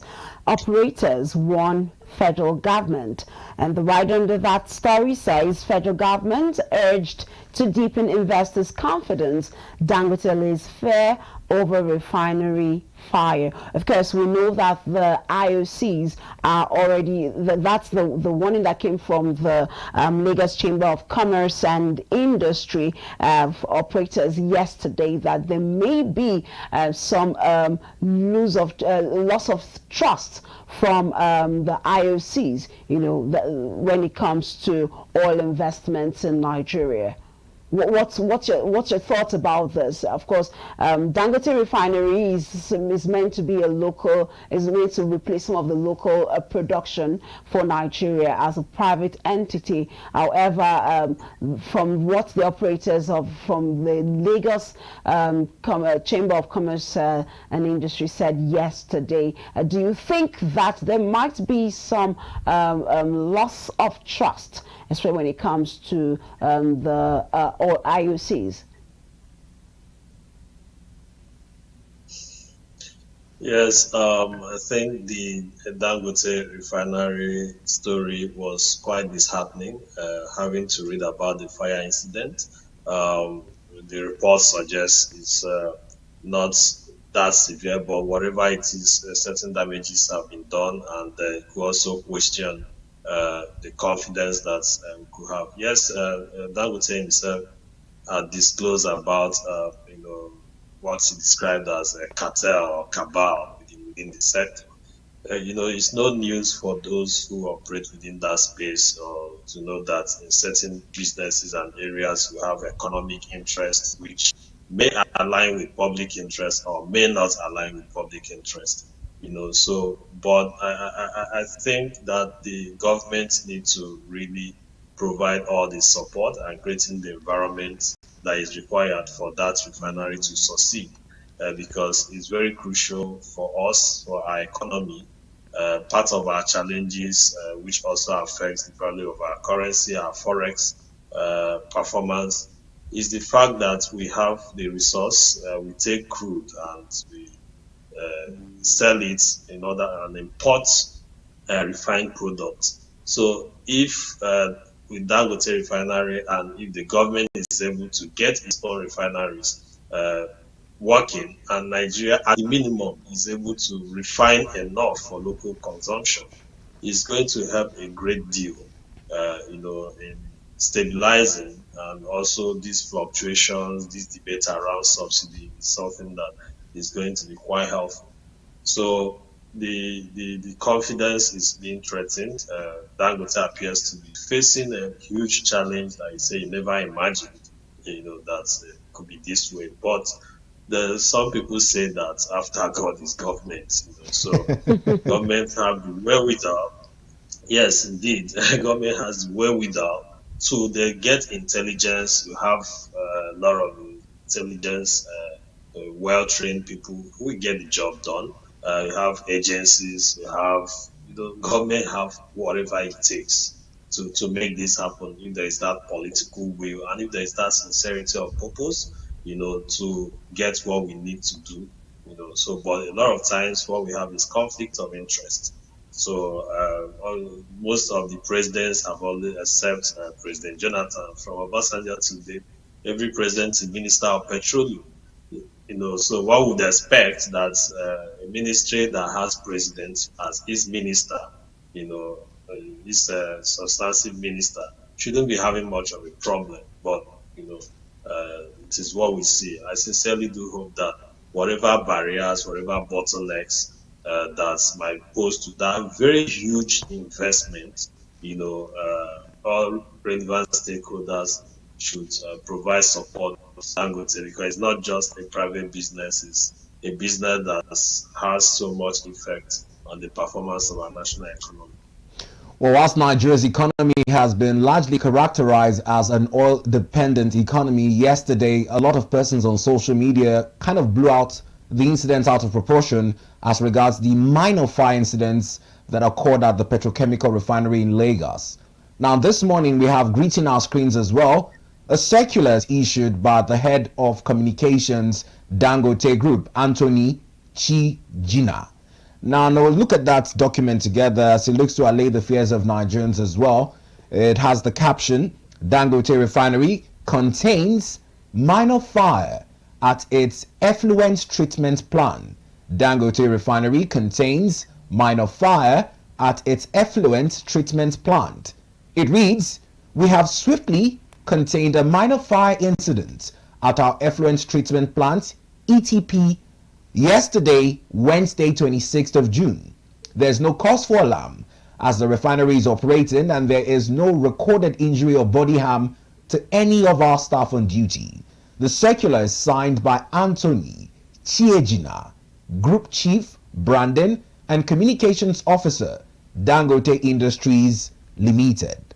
Now, it's quite interesting to hear that this has not in any way put any dent in one of the largest single train refineries in the world with a capacity of over 650,000 million barrels per day. Now, is this a call to warning, especially as it's coming at a time when there are allegations thrown against some cartels trying to frustrate the plan Do you think that at this point there needs to be concerted efforts on the part of the Dangote Group to ensure better safety measures are put in place to forestall such an accident? Absolutely. Is concerning, with that interview with Dangote granted that this minor fire incident, yes, the public opinion, people could easily try to do some kind of correlation, even when it's not causal. But, the good news is, this is minor. There's no cause for alarm in the language that the corporate communications chief used. But yeah, nobody needs to teach those operating a refinery or any workplace at all to take measures to prevent any form of hazard. So it's part of you have experts there. Even in our homes, anywhere you could have pockets of accidents here and there, so no matter what you do to prevent that, but it's too early to hear any bad news from that spot. And I so believe that internal take every measure to ensure that it doesn't happen. But I do not want to think that it's an act of sabotage. I do not think that is, if any cabal wants to do any harm there, it's definitely be more than having from the effluent treatment plants having that kind of incident. It could happen, but nobody needs to tell them to take measures to ensure that we don't hear that safety is ensured. Well, thank you very much. Moving forward now, how interested Nigerians are to see that refinery succeed. That's why everyone is concerned and talking about it. Yes, indeed, it's a national interest, and in moving forward, our next newspaper has more on that on a splash story captured above the masthead. On the leadership newspaper, top right-hand corner, you'd find inserted there a picture of Alhaji Aliko Dangote with the slash story, Dangote Refinery fire, contained, operations ongoing. However, it's on the lead story with the catchphrase, Orosaya report, 4 months after FG foot drags on merger of MDAs. The strapline beneath that story reads, delay causing anxiety among civil servants. SGF, head of service, keep mum. Now, in the white paper and Stephen Orosaya report has largely talked about cutting down the cost of governance, and with these developments, there's also some anxiety of layoffs. Now, we hear that civil servants have the anxiety building through the roof at this moment, while the merger of some MDAs would also see a reduction in the workforce. It's been contemplated. The current administration says it is well on track to implementing some of the recommendations of the white paper, largely talking about the need to cut down on the cost of governance. How do we approach this discourse, Dr. Laz? Yes, the Orosanya reports, Nigerians were happy when government, after the Federal Executive Council meeting, Aliza Balausman addressed the media, talking about how the federal government is going to implement some aspects, and people were like, okay, wow, finally, we could get this implemented. It's very crucial. Any decision that will reduce waste, because there is no point having, for instance, multiple anti-corruption agencies, running, each one having a head with overhead costs and all of that, having their drivers, so when some of these could as well be one institution with relevant departments, so about job loss, well, I think there should be some kind of workload analysis. Job loss has its own implications. Laying people off is not necessarily cutting costs. I do not think that most of the cost is from the employees that you have. You could actually make those employees more productive. Government is very large. There are places you may have more people. There are places you might have less people than needed. So holistically looking at this measure could be done in such a manner that it won't lead to job loss, because people lose their job, lose their means of livelihood. It also affects their economy and, in a way, the national economy. So federal government is a huge body with different ministries, departments, and agencies. So perhaps they are working behind this thing, but it will make more sense when government, before they come to make announcements, that certain things are put in place and they are ready to go. So that as you announce next, you are beginning to implement. But not long after announcement, we were expecting that NACA, National Agency for the Control of AIDS, was saying to be merged with the NCDC. But not too long after that, the federal government appointed a new DG for NACA. Of NACA. Yes. Either for a 4 or 5 years tenure, and I started wondering, so if you're planning to get this institution with NCDC, then why will you be appointing a new person for a 5-year tenure? So it's kind of confusing, so I don't really know what to think or what to believe. But my thinking is, whenever they decide to do that, which I think should be as quickly as possible, to run kind of workload analysis. If there are persons who are too much in a particular agency, they could be moved to perhaps another place they could contribute. Their skills will be relevant for the running of government. Now, in moving on to our next item on the newspaper, it's also on the issues as it concerns the Academic Staff Union of Universities, ASU, and the federal government. We hear consultations are intensifying, but it's also coming with a caveat of a 2-week ultimatum is issued by ASU to the federal government to address its demands. Let's pick up our next newspaper that speaks to this issue on the Nigerian News Direct. Yes, the Nigerian News Direct really have a very amazing caption for that, and it says 2 weeks ultimatum, clock is ticking, address our demands, ASU to federal government. Consultations to continue across ministries to address education woes, and that's coming from the minister. ASU is at it again, if we have to say it that way, and the back and forth between the government, the federal government, and the academic staff union is back on the front burner. 2 weeks to go, and of course, before you know it, another strike might be looming. What, in your own words, would you think is the best way to go about making sure that we do not have a strike action? This strike action, this came up some days ago on this platform where I was talking about having been hearing about ASU strike when as a primary school person. Opio, I got into university, had my own, in quotes, fair share of delays caused by the strike. And now I have children who are in nursery and primary school, and my fear is that perhaps my kids will grow up and attend the university where we'll still be hearing about ASU strike. We shouldn't be hearing about this. It shouldn't be occurring as often. What is the root cause? What is that root cause? Agreement, they say is agreement. So why is the government not keeping to its agreement? What are the other details, issues that should be solved? But in terms of also revenue for the university, I'm of the view that the universities need to get more productive. They also need to be more efficient in the management of IGR, internally generated revenue. You have very good brains in our university system, whether it's the faculty, staff, and all of that. You have young people who are energetic, innovative, and all of that. We have departments in different areas. Let's get, it helps learning when these things are like lived experiences, where things are practical.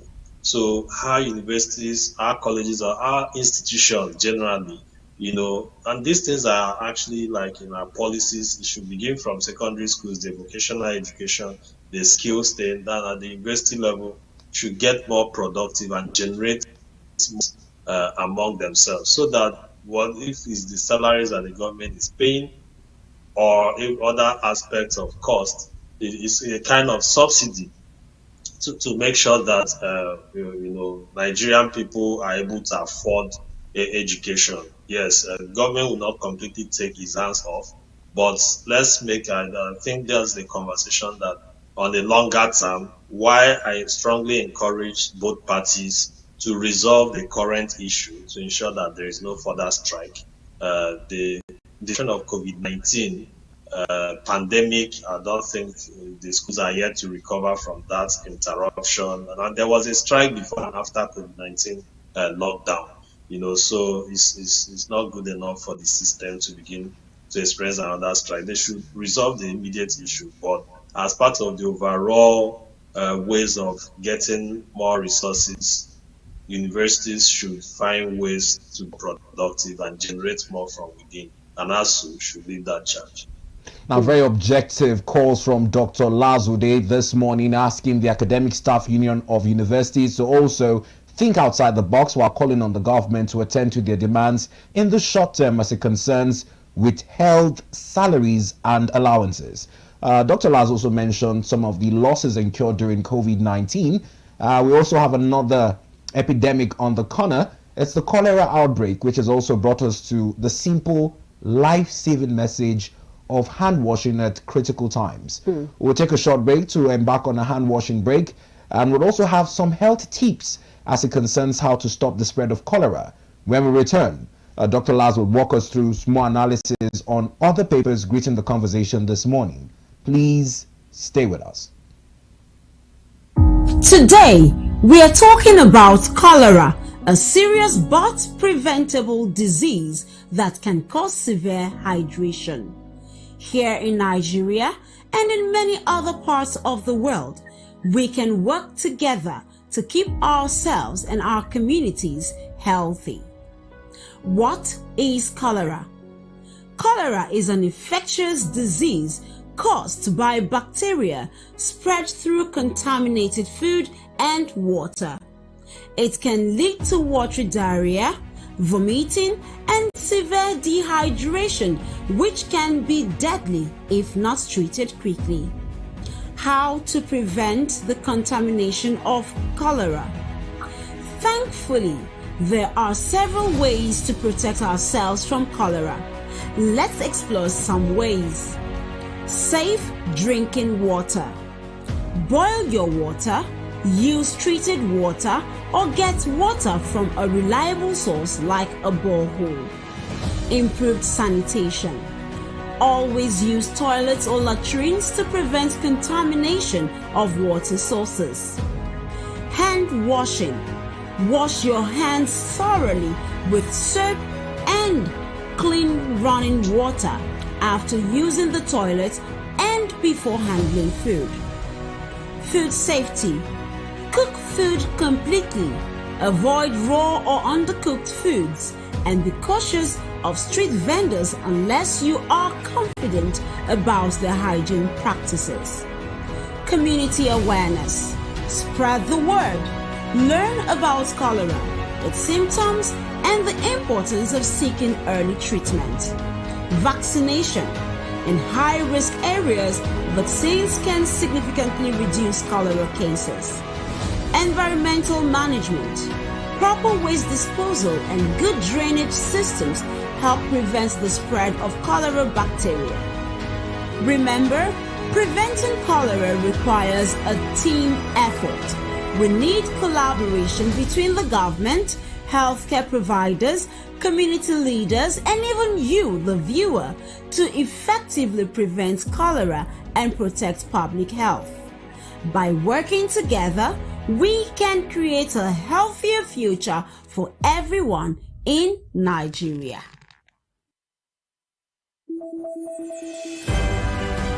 Rebuilding trust. Manipulated and conned over time, Nigerians are confused about whom to believe. Trust is the foundation upon which organized progressive societies are built. Trust embodies important elements of life. This 5-letter word, trust, has a deep meaning for whom we are and what we have become. It means being transparent, reliable, understanding, sincere, and truthful.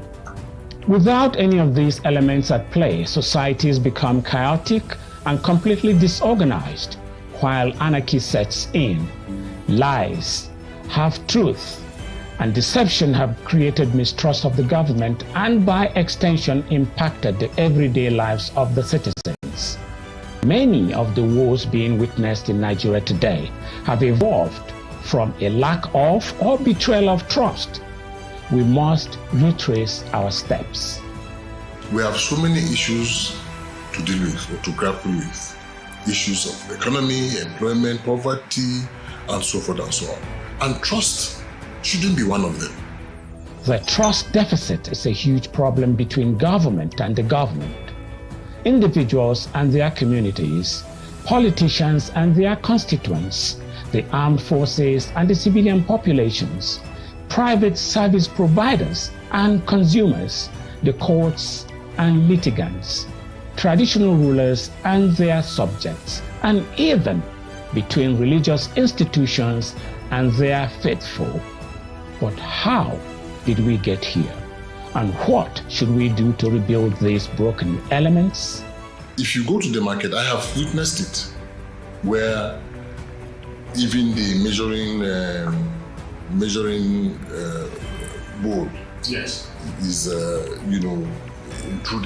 indented that way so that it will appear full, but you are buying just half of what you are told is being displayed for sale. Something went wrong. What, when, and how are issues needing interrogation, and these are the questions that this platform will regularly attempt to address and provide informed and cogent answers to. All human relations are based on trust. It is a hard thing to say you have lost faith in a system or humanity. When a house is defective, with leaky roof, broken walls, faded paint, and non-functional amenities, of course, the right thing to do is to fix it. Join me, Sani Mohammed, and others on this platform every week as we discuss ways to rebuild trust and put our house back in order.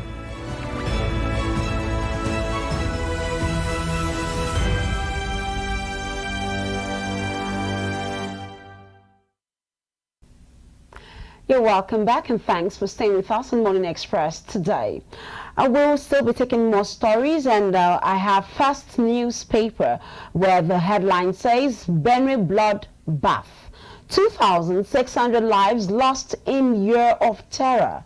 Amnesty International demands accountability, says 18 out of 23 Benue local government areas under constant threat from armed attackers. Now, this was, of course, what happened from last year to the beginning of this year, and Amnesty International is demanding accountability. Dr. Laz is still with us, and of course he's still sharing his thoughts on this. What's your take on this? This coming from Amnesty International demanding accountability of the lives that's been lost in what they call a year of terror. Well, it's so sad to read about loss of compatriots, loss of lives, Nigerian people, who are going about their businesses, who are at their homes, who are in their farms, to go that way. My condolences to families that have been affected one way or the other. Accountability is something that is part of governance. Accountability is something that every Nigerian should demand, especially as it has to do with the insecurity, the terror, banditry, whatever language is used to describe this. There's absolutely no reason why this should fester. There's absolutely no reason why this should continue. So we must keep demanding accountability at all levels, communities have their role to play, local government, state, and federal government. In 2024, I see no reason why we should be losing Nigerians in different, both in Benue, in other states, in different parts of the country, in different ways. Just a few days ago, it was reported that a retired major general was killed in Abuja. So this is absolutely unacceptable. It appears to have somehow been normalized because the kind of outreach that used to follow this no longer does. People just let it not be my portion. It could be anyone. My friend Aisha Yusufu usually says that today's victims were yesterday's survivors, and tomorrow's victims are today's survivors.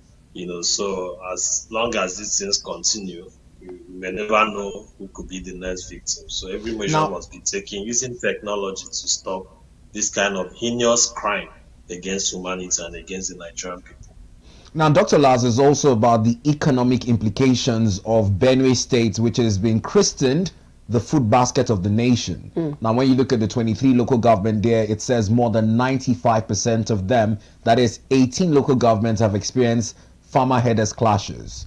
Now, we've looked at the legislative arm of government as one to prefer solutions in that regard, and there's been motions to enact an anti-open grazing bill and enforce a ranching system in Nigeria.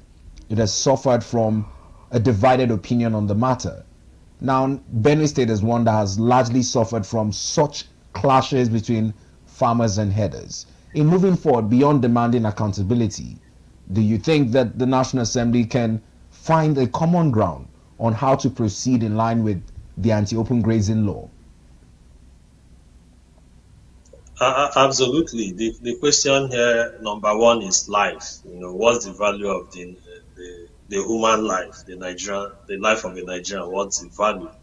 If we all agree that a Nigerian life is valuable, and no matter where, that life is sacrosanct, and we must do anything possible to protect the life of every Nigerian, especially those who are doing what they should be doing, then we should not have a problem. If we all are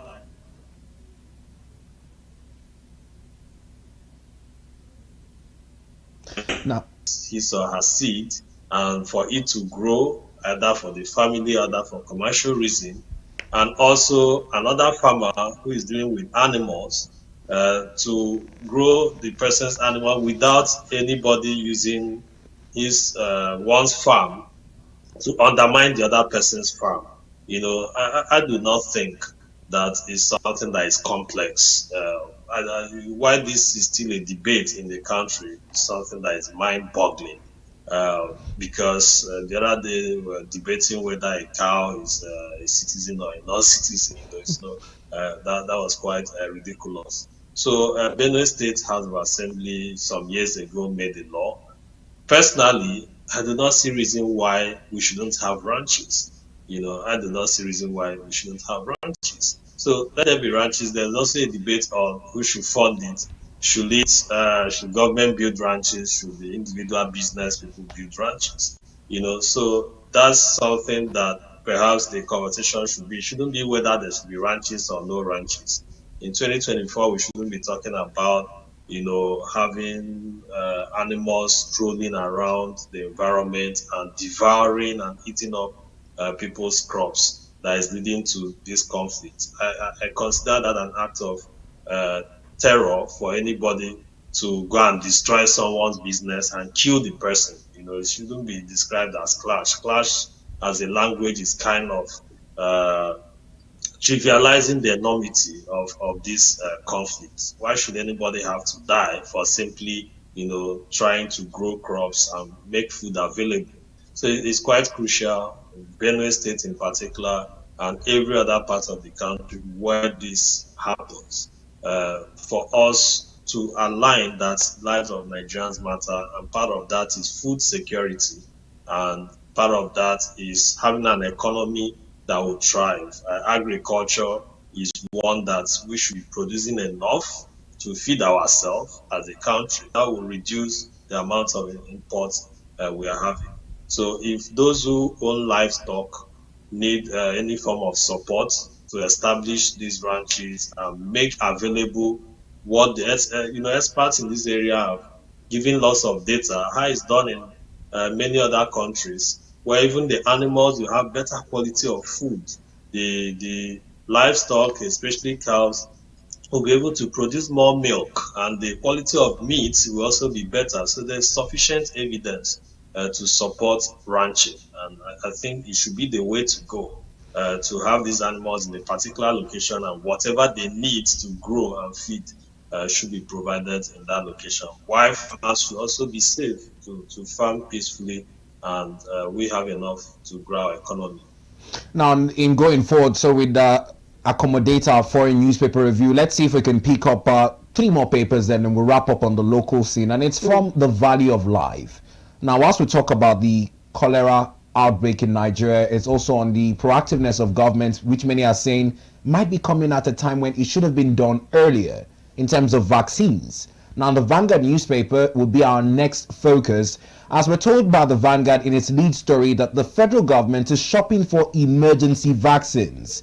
Beneath the masthead, you'd find that story, cholera, FG shopping for emergency vaccines, as Nigeria records 54 deaths, 1,579 cases in 32 states, according to reports from NCDC. Poor sanitation, contaminated water, reason for spread, says the Lagos State Governor, Babajide Sanwo-Olu. Display product essential information, Lagos directs stores. Now, it's on the concern of vaccines, and it's from the news we gathered that some public hospitals do not even have the first vaccine that need to be given to newborn babies to prevent them from cholera. This is very worrying. I don't know, as a health practitioner as well, can you throw in more lights in this? Thank you very much, Bito, for bringing that story. When it comes to vaccine immunization, yes, I believe that vaccines work. Vaccines is one of the key wonders of public health, generally speaking, that have helped to improve child survival, saving us from a lot of infectious diseases, and vaccines given to children, adults also take some vaccines.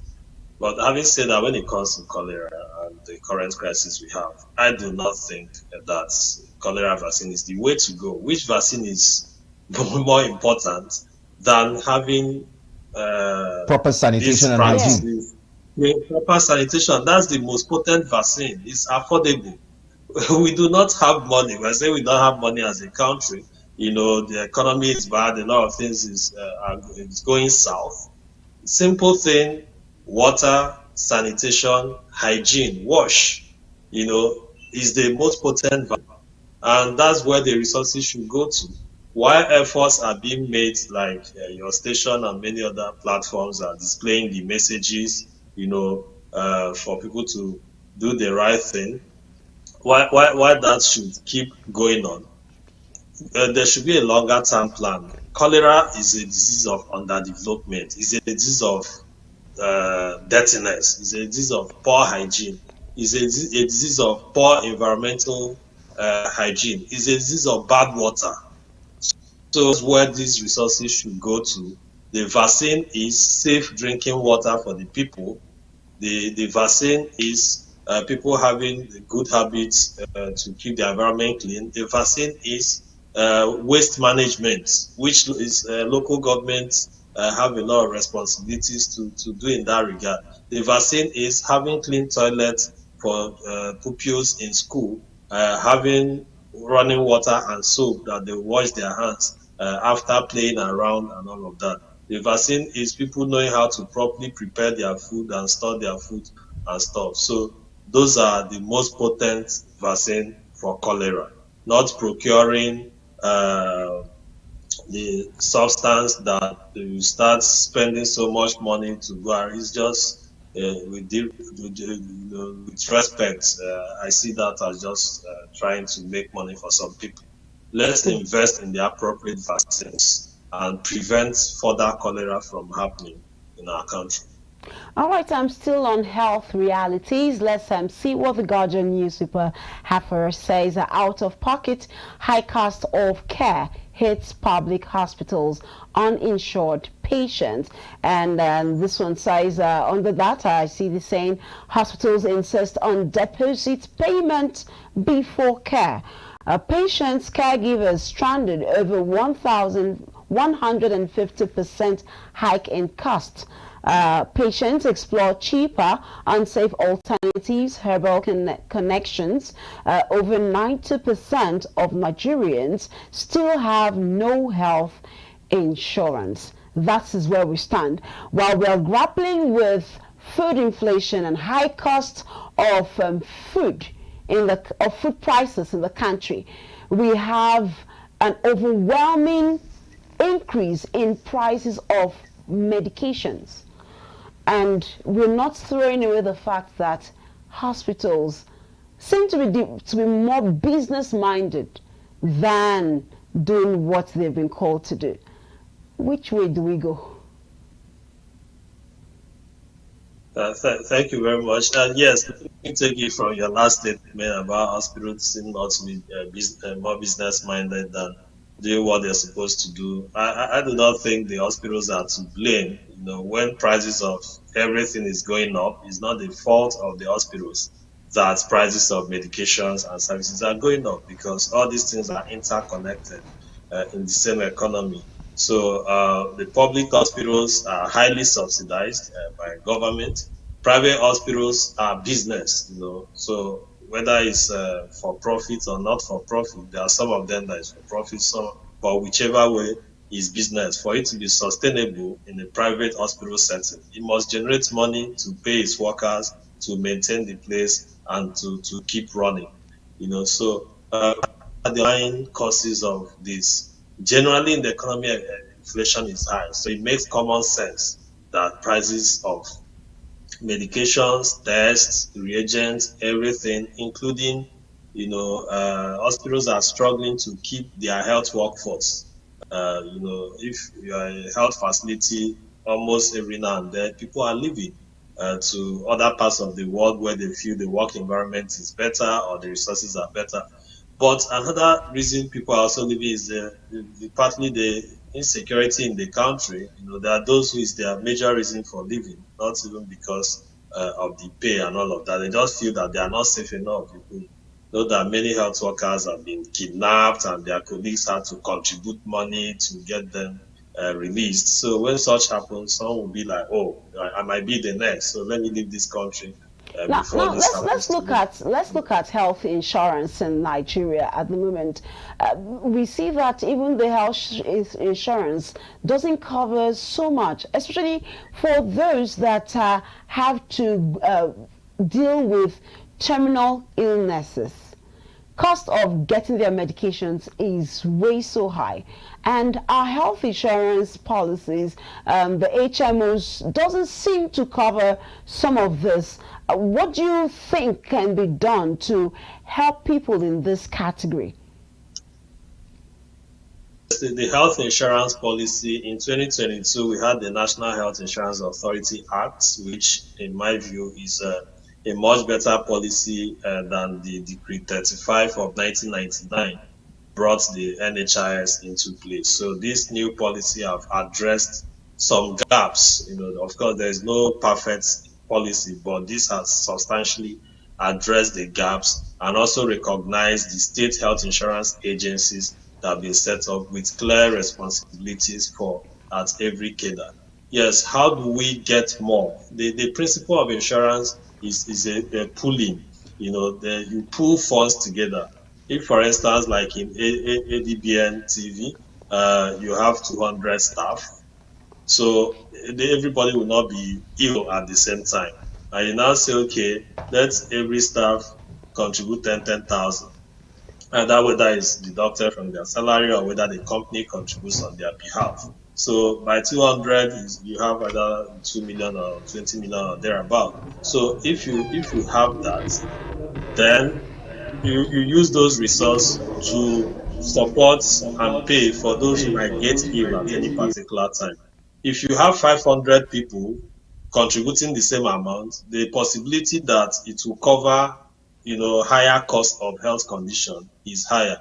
If you even have 1,000 people, if your staff strength grows to 1,000, the chances that it will cover more. So is the more the merrier. That's why it said everybody should be have one form of health insurance or the other. As the pool enlarges, there is more resources, to be able to have certain kind of coverage.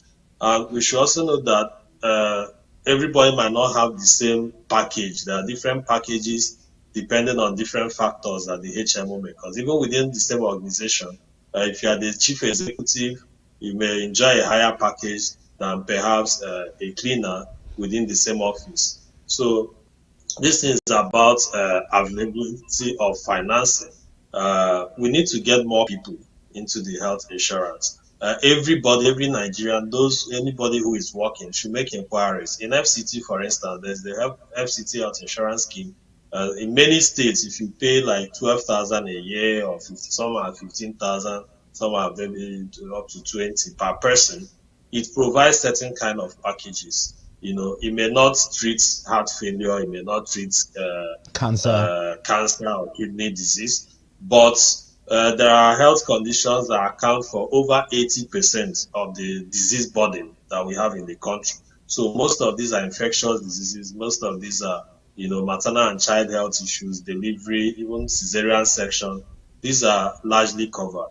But for catastrophic health expenditure, which includes treatment for heart disease, many of these that requires some kind of invasive interventions and expensive, even kidney failures. Those ones will be difficult to have that cover under health insurance. Most people, if we do not, health insurance can cover it, but we need to have a larger pool. The more Nigerian right now, from the data you say is over 90% do not have health insurance. So there's no way you can cover these situations with about 10% of the country being under insurance cover.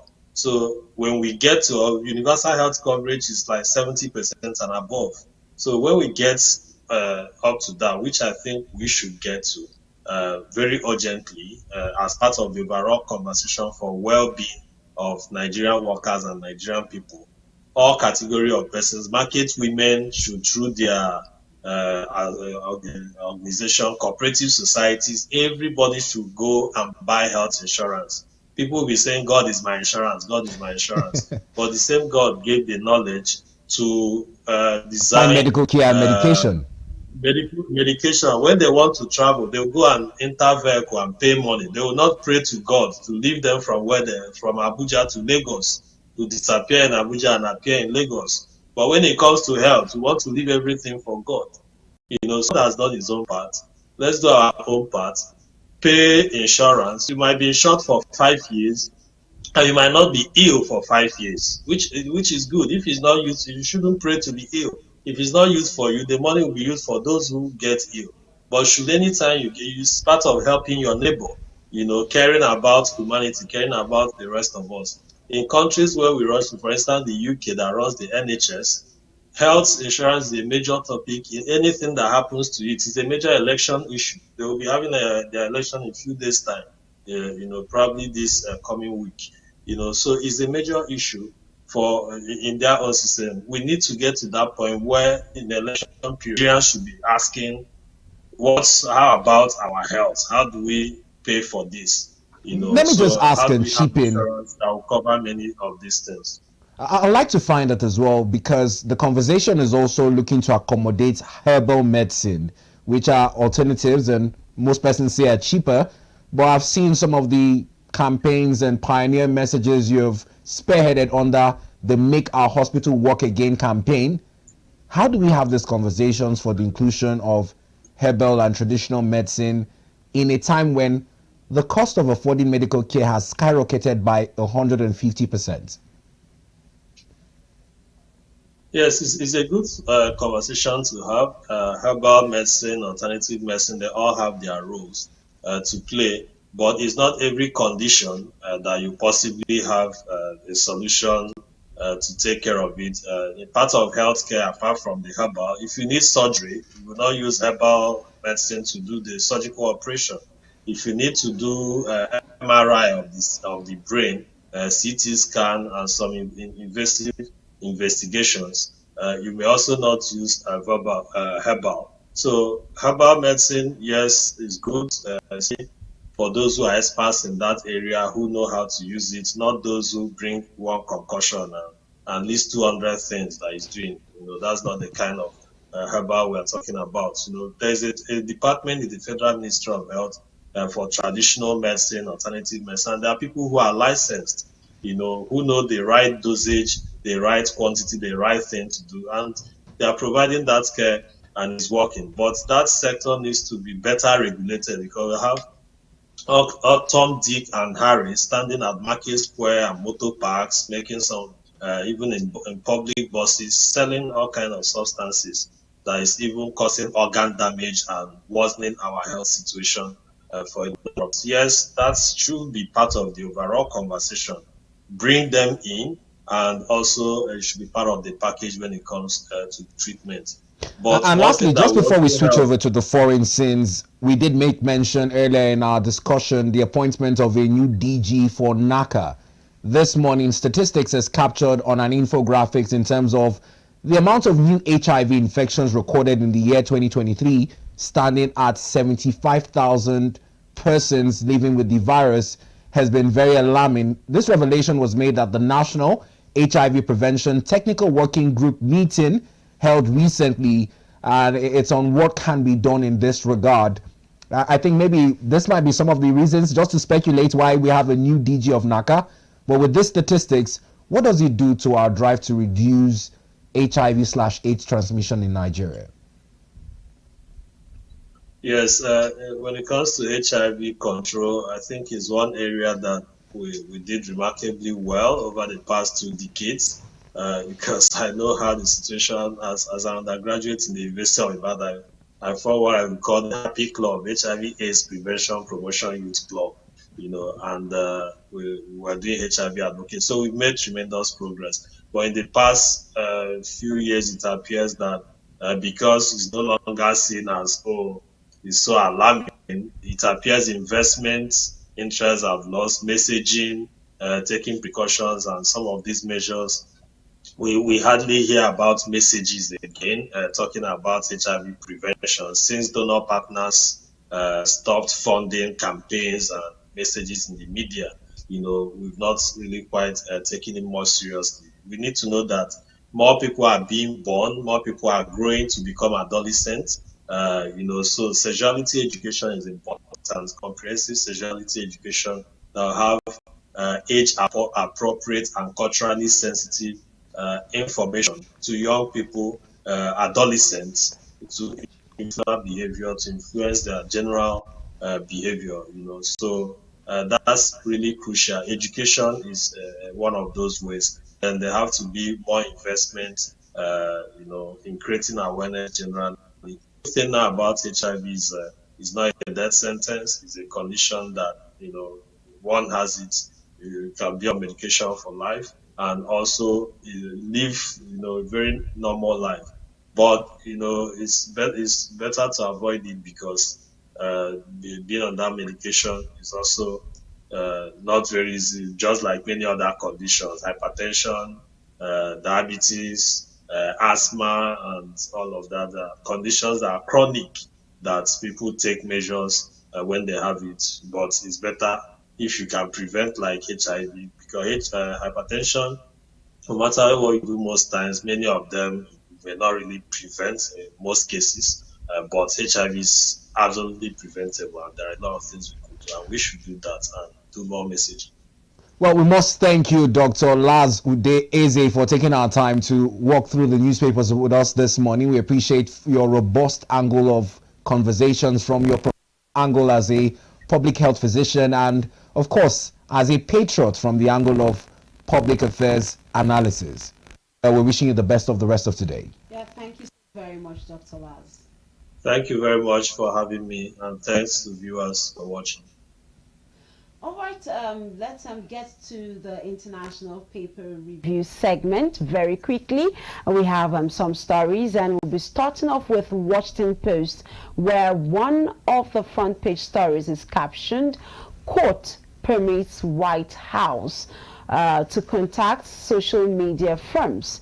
It is a story about the United States Supreme Court on Wednesday rejecting Republicans-led effort to sharply restrict government officials from pressurizing social media companies to remove posts forms from their platforms that the U.S. government deems problematic.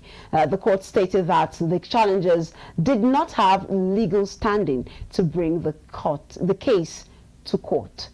And from there we move to the Financial Times, which headlines French far right leader vowing to fight a cultural battle against Islamism. Now Jordan Bardella, the far right candidate to become France's prime minister, says he will be against Islamism and secure an EU budget rebate, even as he promised a lot of pragmatism on the economy if his party wins snap elections. Now, Jordan is just 28 years old, but he told Financial Times that France may not be ready for a radical change. Now, the United Kingdom's Daily Telegraph covers the British election debate as leaders clash over immigration, welfare and taxes in final television debate on the general election campaign. Prime Minister Rishi Sunak is begging voters not to surrender Britain to Labour. Labour is currently leading the polls as it stands. Well, let's see if that plea works wonders for him. Moving away from that, the Sydney Morning Herald headline says Julian Assange is returning home to Australia. Now, the founder of the WikiLeaks returned after 14 years with a clenched fist salute and was met by wife and father on the tarmac. Now, his freedom was secured after a plea deal in a remote Pacific Island courthouse to end years of legal pursuit by the United States authorities. Away from that, to the South China Morning Post, running the headline, City, which Hong Kong is out to make friends, not enemies. Well, the Hong Kong chief executive, Li Ka-shing, says the city will seek new networks and expand its economic reach while fighting a serious disinformation campaign led by the West. The Philippine Daily Enquirer says Chinese hand mostly behind hacking attempts in the country.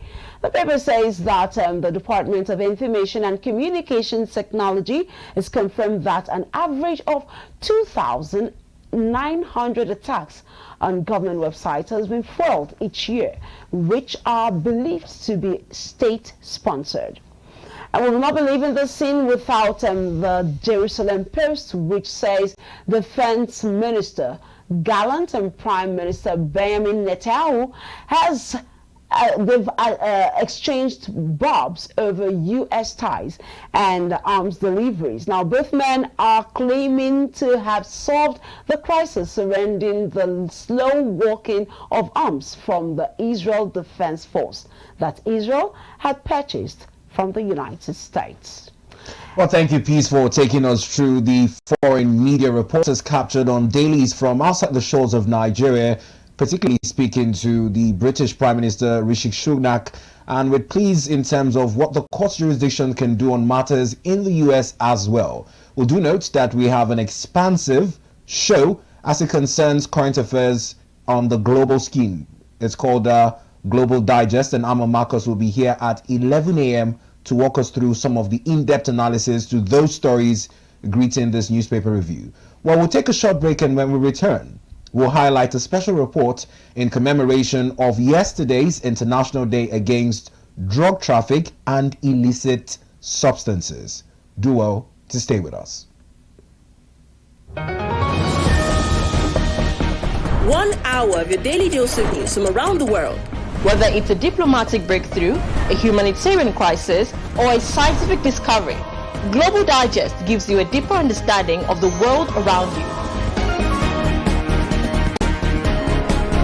Join me, Alma Marcus. Let's stay ahead of the curve with conversations that are shaping our planet at 11 a.m. on DSTV, channel 258, and on Star Times, channel 140. Global Digest, your window to the world's current affairs, only on Advocate Broadcasting Network.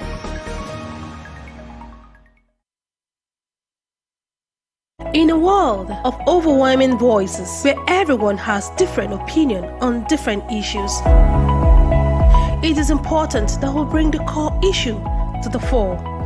Join me, Nancy Banigo, on Softline as we lend our voices to inform and influence your thoughts and actions. This is not just mere talk, it is an invocative program that touches the core of our existence.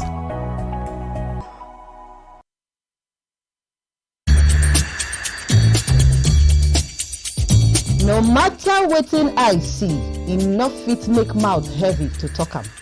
That's now why people dey talk. You know wetin dey worry you, but you no go fit take help yourself. In this kind of situation now, what if they really no talk to una? Wetin be the way forward? They go bury our chairman on Thursday. We go remain here. Make we talk good where we dey see good, and where we know say we no dey see good, make we also dey talk am. No woman, no mother deserve to know the grave of his child. The bank manager, the bank executive, they are the one the government should first face. People They Talk, the show on Monday to Friday by 5 p.m. on top ADBN TV.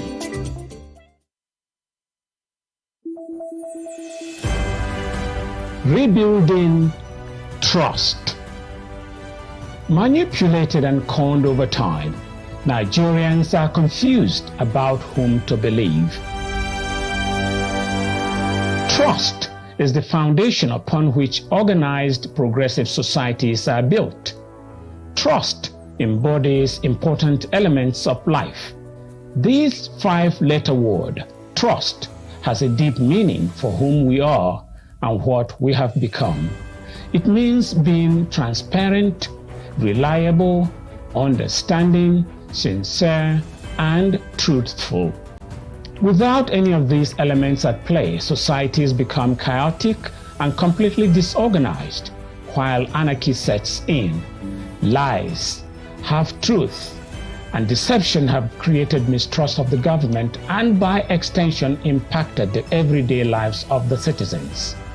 Many of the woes being witnessed in Nigeria today have evolved from a lack of or betrayal of trust. We must retrace our steps.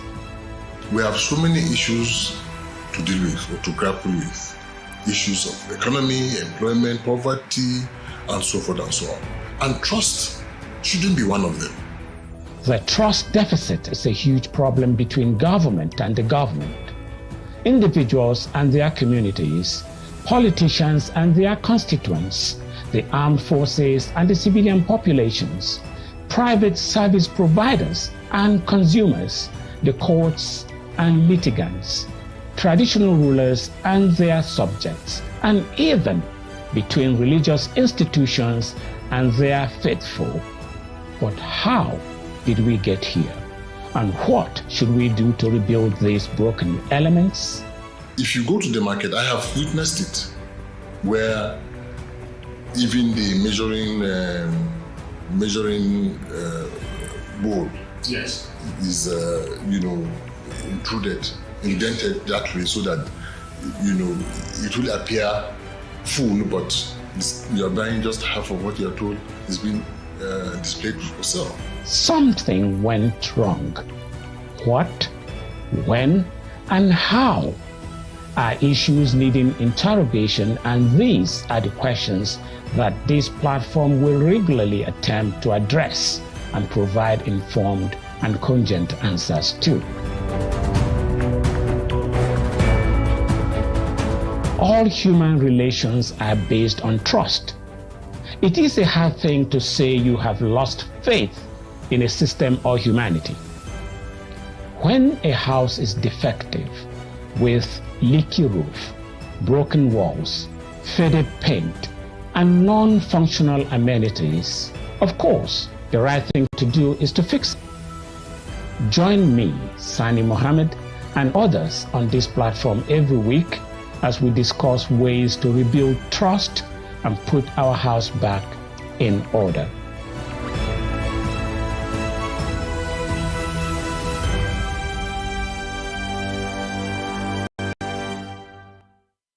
Today, we are talking about cholera, a serious but preventable disease that can cause severe hydration.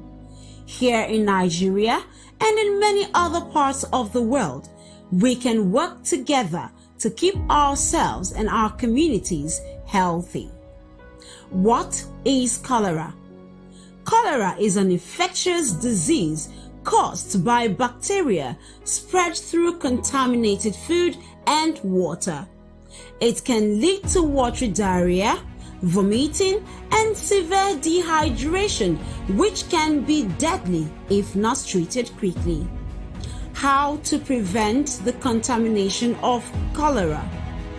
Thankfully, there are several ways to protect ourselves from cholera. Let's explore some ways. Safe drinking water. Boil your water, use treated water, or get water from a reliable source like a borehole. Improved sanitation. Always use toilets or latrines to prevent contamination of water sources. Hand washing. Wash your hands thoroughly with soap and clean running water after using the toilet and before handling food. Food safety. Cook food completely. Avoid raw or undercooked foods and be cautious of street vendors unless you are confident about their hygiene practices. Community awareness. Spread the word. Learn about cholera, its symptoms, and the importance of seeking early treatment. Vaccination. In high-risk areas, vaccines can significantly reduce cholera cases. Environmental management. Proper waste disposal and good drainage systems help prevent the spread of cholera bacteria. Remember, preventing cholera requires a team effort. We need collaboration between the government, healthcare providers, community leaders, and even you, the viewer, to effectively prevent cholera and protect public health. By working together, we can create a healthier future for everyone in Nigeria.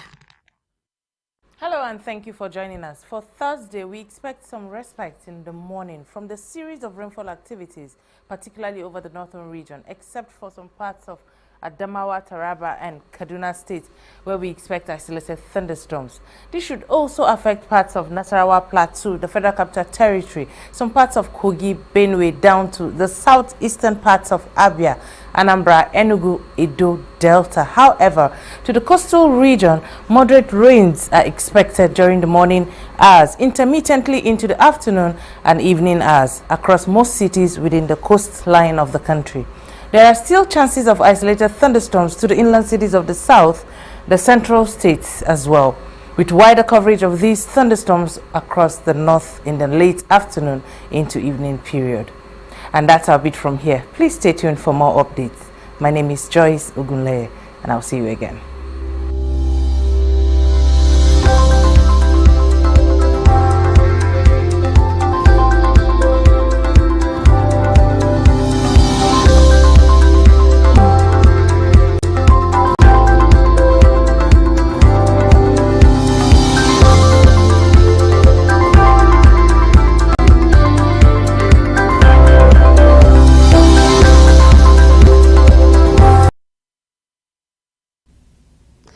You're welcome back, and thanks for being with us on Morning Express today. Now, yesterday was the International Day for Drug Abuse and, of course, illicit trafficking. And this morning we are going to be joined virtually by a drug research expert to highlight some of the challenges we have with drug abuse in our country. We have Dr. Olubenga Fadipe on standby. Good morning to you, Dr. Olubenga.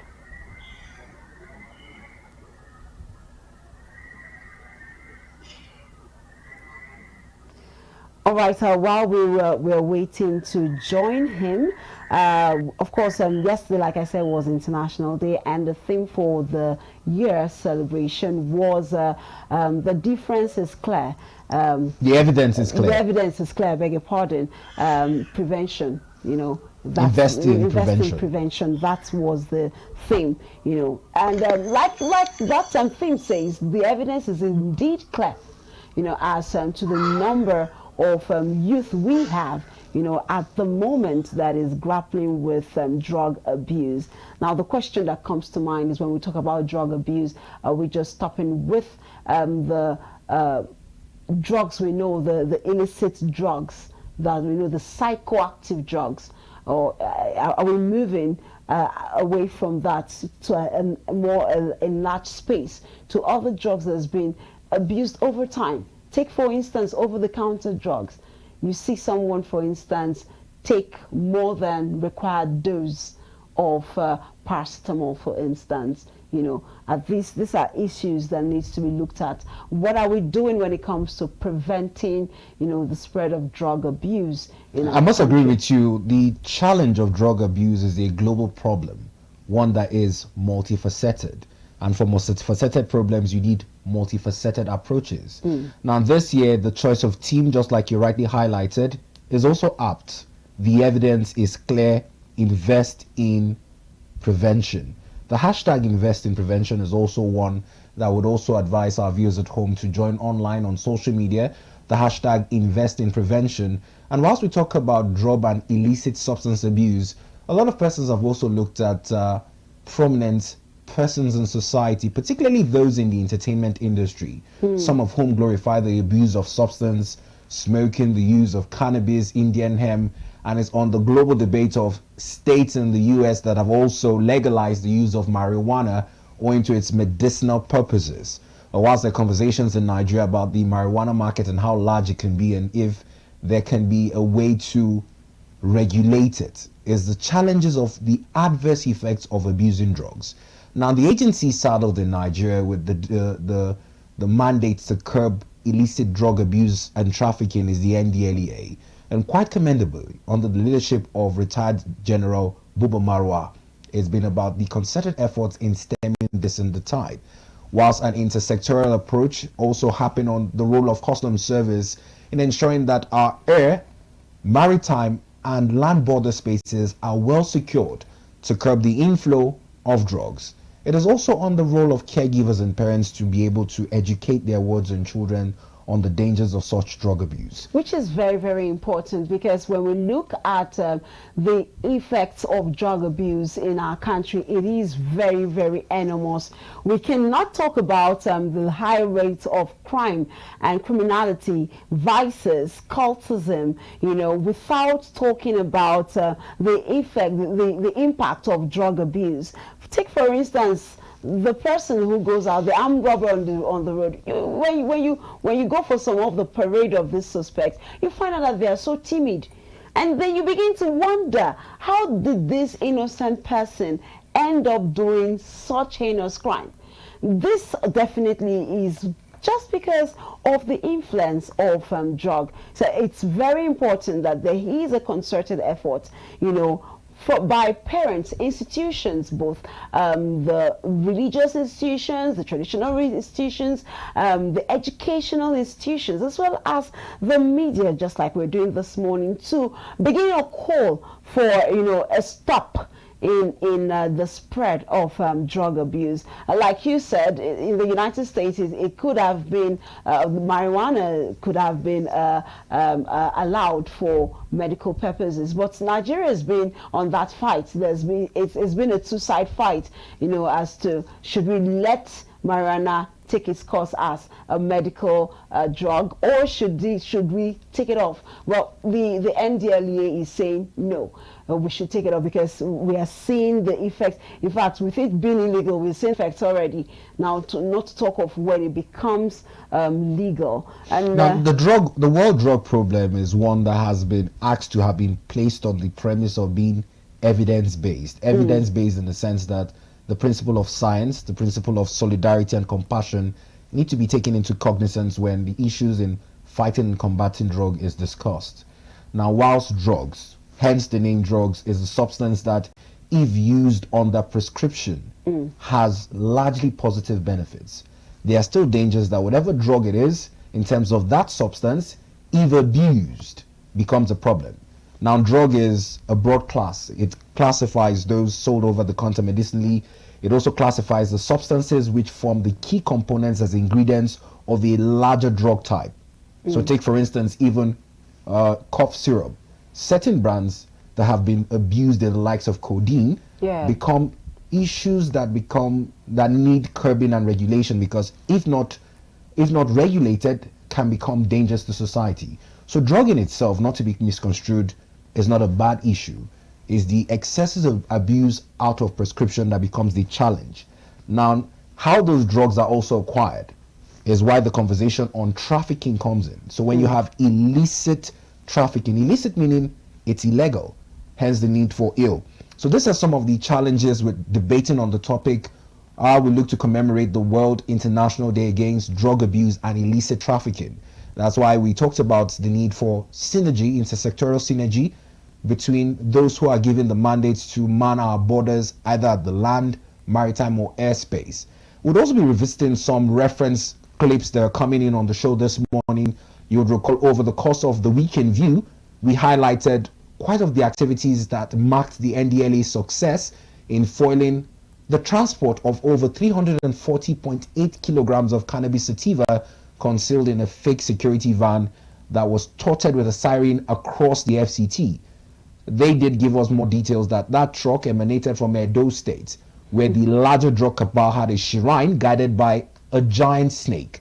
Now, when you look at it down to the roots of the thriving drug business in Nigeria, many also talk about it from the angle of what can be done to take it out of the hands of most of these artisanal drug peddlers, especially when it comes to those key components and ingredients that still form the larger bulk of the drugs. So marijuana is a case study. Yeah. For marijuana, you have the CBD oil. The CBD oil is one of the extracts from marijuana. And the challenge here is when it is not controlled from the angle of using the CBD oil, the leaves are now in the hands of those who choose to light it up and smoke it and abuse it. People need to be intoxicated through psychoactive substances, like she rightly said, to be able to carry out heinous crimes. Now, we'll take a short break, see if we can have any of those reference clips. And when we come back, we'll have an in-house guest look to summarize some of the highlights to take away, especially on the call to action, on the role of the Office of the Citizen and caregivers, parents and guardians in society, as we play roles in shaping perspective, and our entertainers too as well. A lot of us have faves who we like to emulate.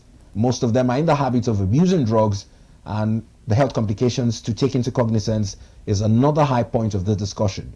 We'll be back after this short break to give you more insights on this development. Please stay with us. 1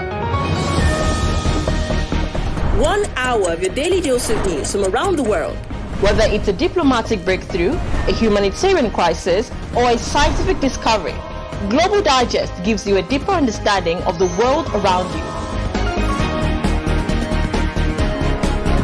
Join me, Alma Marcus. Let's stay ahead of the curve with conversations that are shaping our planet at 11 a.m. on DSTV, channel 258, and on StarTimes, channel 140. Global Digest, your window to the world's current affairs, only on Advocate Broadcasting Network.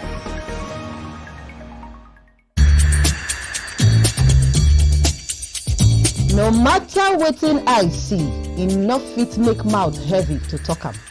That's now why people they talk. You know wetin dey worry you, but you no go fit take help yourself. In this kind of situation now, what if they really no talk to una? Wetin be the way forward? They go go bury our chairman on Thursday. We go remain here. Make we talk good where we dey see good, and where we know say we not dey see good, make we also dey talk am. No woman, no mother deserve to know the grave of his child. The bank manager, the bank executive, they are the one the government should first pay. People They Talk, the show on Monday to Friday by 5 p.m. on top ADBN TV. In a world of overwhelming voices where everyone has different opinion on different issues, it is important that we bring the core issue to the fore. Join me, Nancy Banigo, on Softline as we lend our voices to inform and influence your thoughts and actions. This is not just mere talk, it is an evocative program that touches the core of our existence.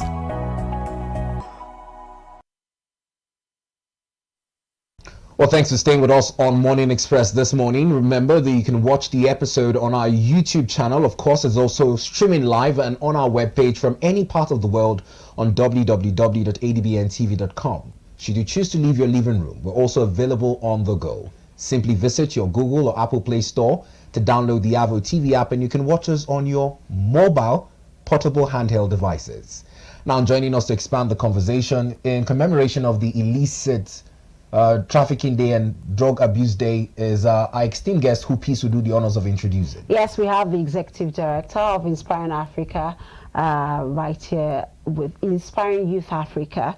I'm talking about Ambassador Jeremiah Agala. Good morning to you and welcome. I must commend you on the initiative to engage more youths. Yesterday I did Guarded. We also featured it in our news bulletin subsequent to when we started the show. The need for conversations and dialogues to be had on the dangers of drug abuse. But just quite rightly tell our viewers what brought about the initiative to begin such a campaign. Okay, thank you so much. It's a privilege to be here and being on this show for the first time. So thank you for having me. Basically, we live in a society where a whole lot is happening around the society, and it looks like we are known, or we are amplifying so much of the negatives. We are seeing a decline in our value system. We're seeing our humanity go to dust by the day. You see certain acts young people carry out, and then you ask yourself, how have they lost empathy? How have they lost their human side? Because some criminal acts, you would tell this can only be done out of the influence of something. And so, looking at all of the things that's going on, we narrowed it down to the use of illicit drugs, hard drugs, and commemorating the International Day against drug and substance abuse, we felt we should have more engagements with young people. We should let them understand, because from my perspective, I have understood that beyond being hard, beyond prosecuting, beyond arresting, there's much more we can have with regards to prevention. There's much more we can have to salvage even those who are not yet neck deep into it. That was what informed our conversation on yesterday around the drugs and drugs day. So for me, I think there's much more we can do once we can have conversations around this issue. Now, it's a very pertinent issue, and one of the issues is the fact that those who are most susceptible are young persons. You've talked about the need to balance it other than prosecuting and punishing persons who need rehabilitation. I agree. It's more the dangers that come with people who they emulate. Like we said earlier on the show, a lot of these young persons are looking for role models. And often at times those in the entertainment industry, with the flashy lifestyle and the shenanigans that comes with it, is the glorification of substance abuse. How do we get these persons who are supposedly role models to also buy into this initiative you're talking about in terms of a more rehabilitative approach towards persons who fall into the prey of being persons to peddle drugs or even abuse them? I think I agree with you completely, and I was excited recently when I think the Film and Video Censors Board restricted Sins that has to do with cultism, money making rituals and all that. I think that's the way to go, and we should start pushing out that narrative using all of these platforms. Young people at their prime are actually in their need of mentorship, direction. A lot of times the people we look up to are actually not presenting the right information to these young people, and it's high time we begin to amplify those who are actually doing the right things and then downplay those who are not. The family is supposed to play a critical role. The society is supposed to play a critical role. As at today, you look at success to be material wealth, to be material acquisitions. So every young man on the street wants to do anything possible to become successful, because they believe that all it takes to be relevant in this life is to have material things. So they could go to the extreme as getting into rituals, getting into fraud and all that. Because what we have painted as a society is that if you're not materialistically rich, then you aren't successful. So if that narrative is selling, then I think we could use the same method in getting young people out of this challenge of the use of drugs. Some of the people who are actually vendors are actually high profile people in society, and then they are the ones who actually lure these young people into it, because to young people they feel if he can do it, then I think it's the right thing to do. So much more, like I said yesterday, much more than prosecution, much more than being aggressive, it's high time we begin to have conversations. Regulatory agencies will tell you they are underfunded. I agree, absolutely, but you can't be underfunded not to be able to talk. You can't be so underfunded not to be able to engage. We're not saying spend all of the monies. You can bring in the pressmen, you can bring in a few youths who other youths look up to, and then speak with them, have the conversation. These young people will pass on the message. Everything isn't about money. There's so much we can do without even the so much money we need. You can engage families of these young people who are engaged in drugs. Let them sit up on their roles. Let the society sit up on their roles. I don't think you need so much money to meet traditional institutions and traditional leaders. You could pay a visit to some of them around here. Let them get involved. I can tell you for free, when we were having the polio issue, and certain section of the country felt they couldn't get involved because they were not sure of what it was. It was their traditional rulers who actually make campaigns that they should take the vaccine. They should take the vaccine. What would it cost us to get these people to get involved in this project? What are the traditional institutions doing in this country as at today? What's actually their role? Some of these young people belong to societies. They will make this so-called money illegally and go take chieftaincy title. So they are aware. They know how to call these people to order. So why not get involved? Until we understand that we are sitting on a time bomb and everybody is required to be on deck to get this menace sorted out, we will keep having this problem and it will keep reoccurring. Now let's look at the thing with counseling.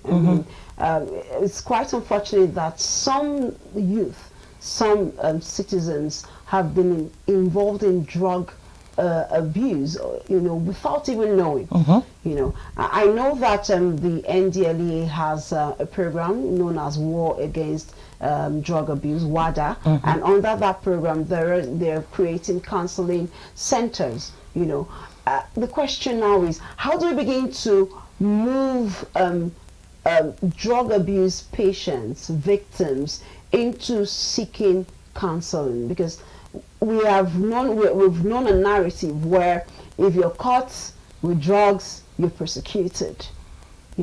So how do we begin to move them into seeking help? And not forgetting the fact that the President Bola Tinubu, has also disbursed funds to begin a drug test in homes, in schools, and workplaces. I think for me, we put funds into the wrong places actually. So it's high time we sit down and get our acts together to begin working. Now, we do not need funds to identify drug victims. And for me, I don't think we should begin to wait until they become drug victims before we begin to take steps. Those who have not gotten involved, what are we doing to prevent them from becoming victims? Like I said yesterday, down to the primary school, young children are beginning to use drugs. What are we doing? What are the proprietors doing? Some things do not need government intervention. It requires personal responsibility. If I am setting up an educational institution, I should be able to put principles in place. Why? Certain things that cannot be done within my premises. Many of these young people, don't forget, spend most of their time in school. If they are not at the primary level, they are at the secondary level. Some of them boarding school, move on to high institution. So the family play little role in this, except for the times they are home for break. They spend more time in school. So what are these people doing? So rather than invest too much in doing drug testing, let's invest more in putting structures and systems in place that will checkmate the use of this. For me, I am thinking that we've amplified stigmatization. So once you are known to be in drug, you are stigmatized. So a lot of young people we can do much more rather than putting our monies in the wrong places. I must thank you, Ambassador Jerry, for your time on the show. It's a conversation that will be revisited in the coming day as to how much more investments can be put into the issues of fighting drug abuse and illicit trafficking. Remember, the conversation is ever inclusive. The hashtag is #Invest in Prevention. Off the back of the theme for this year's commemoration, the evidence is clear. Invest in prevention. Sure. Well, we'll take a break, and when we return, it will be time for ADBN Sports at 10. As our Abuja Sports editor would walk you through sporting developments from Euro 2024 and with the countdown, 29 days to the Paris 2024 Olympics. Please stay with us. 1 hour of your daily dose of news from around the world. Whether it's a diplomatic breakthrough, a humanitarian crisis, or a scientific discovery, Global Digest gives you a deeper understanding of the world around you. Join me, Alma Marcus. Let's stay ahead of the curve with conversations that are shaping our planet at 11 a.m. on DSTV, channel 258, and on Star Times, channel 140. Global Digest, your window to the world's current affairs, only on Advocate Broadcasting Network. Hello and thank you for joining us. For Thursday, we expect some respite in the morning from the series of rainfall activities, particularly over the northern region, except for some parts of Adamawa, Taraba and Kaduna State, where we expect isolated thunderstorms. This should also affect parts of Nasarawa Plateau, the Federal Capital Territory, some parts of Kogi, Benue, down to the southeastern parts of Abia, Anambra, Enugu, Edo, Delta. However, to the coastal region, moderate rains are expected during the morning hours, intermittently into the afternoon and evening hours across most cities within the coastline of the country. There are still chances of isolated thunderstorms to the inland cities of the south, the central states as well, with wider coverage of these thunderstorms across the north in the late afternoon into evening period. And that's our bit from here. Please stay tuned for more updates. My name is Joyce Ogunleye, and I'll see you again.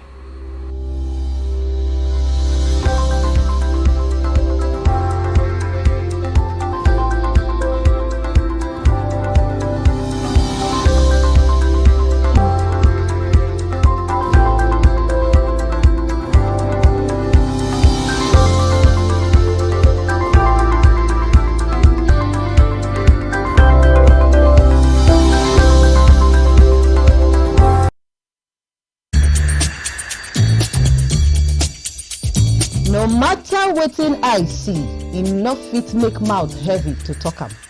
That's now why people dey talk. You know wetin dey worry you, but you no go fit take help yourself. In this kind of situation now, what if they really no talk to una?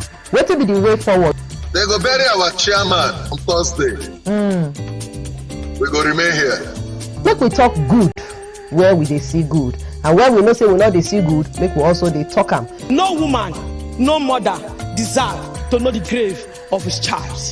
The bank manager and the bank executive, they are the one the government to first pay. People They Talk, the show on Monday to Friday by 5 p.m. on top ADBN TV. 1 hour of your daily dose of news from around the world. Whether it's a diplomatic breakthrough, a humanitarian crisis, or a scientific discovery, Global Digest gives you a deeper understanding of the world around you. Join me, Alma Marcus. Let's stay ahead of the curve with conversations that are shaping our planet at 11 a.m. on DSTV, channel 258, and on Star Times, channel 140. Global Digest, your window to the world's current affairs, only on Advocate Broadcasting Network.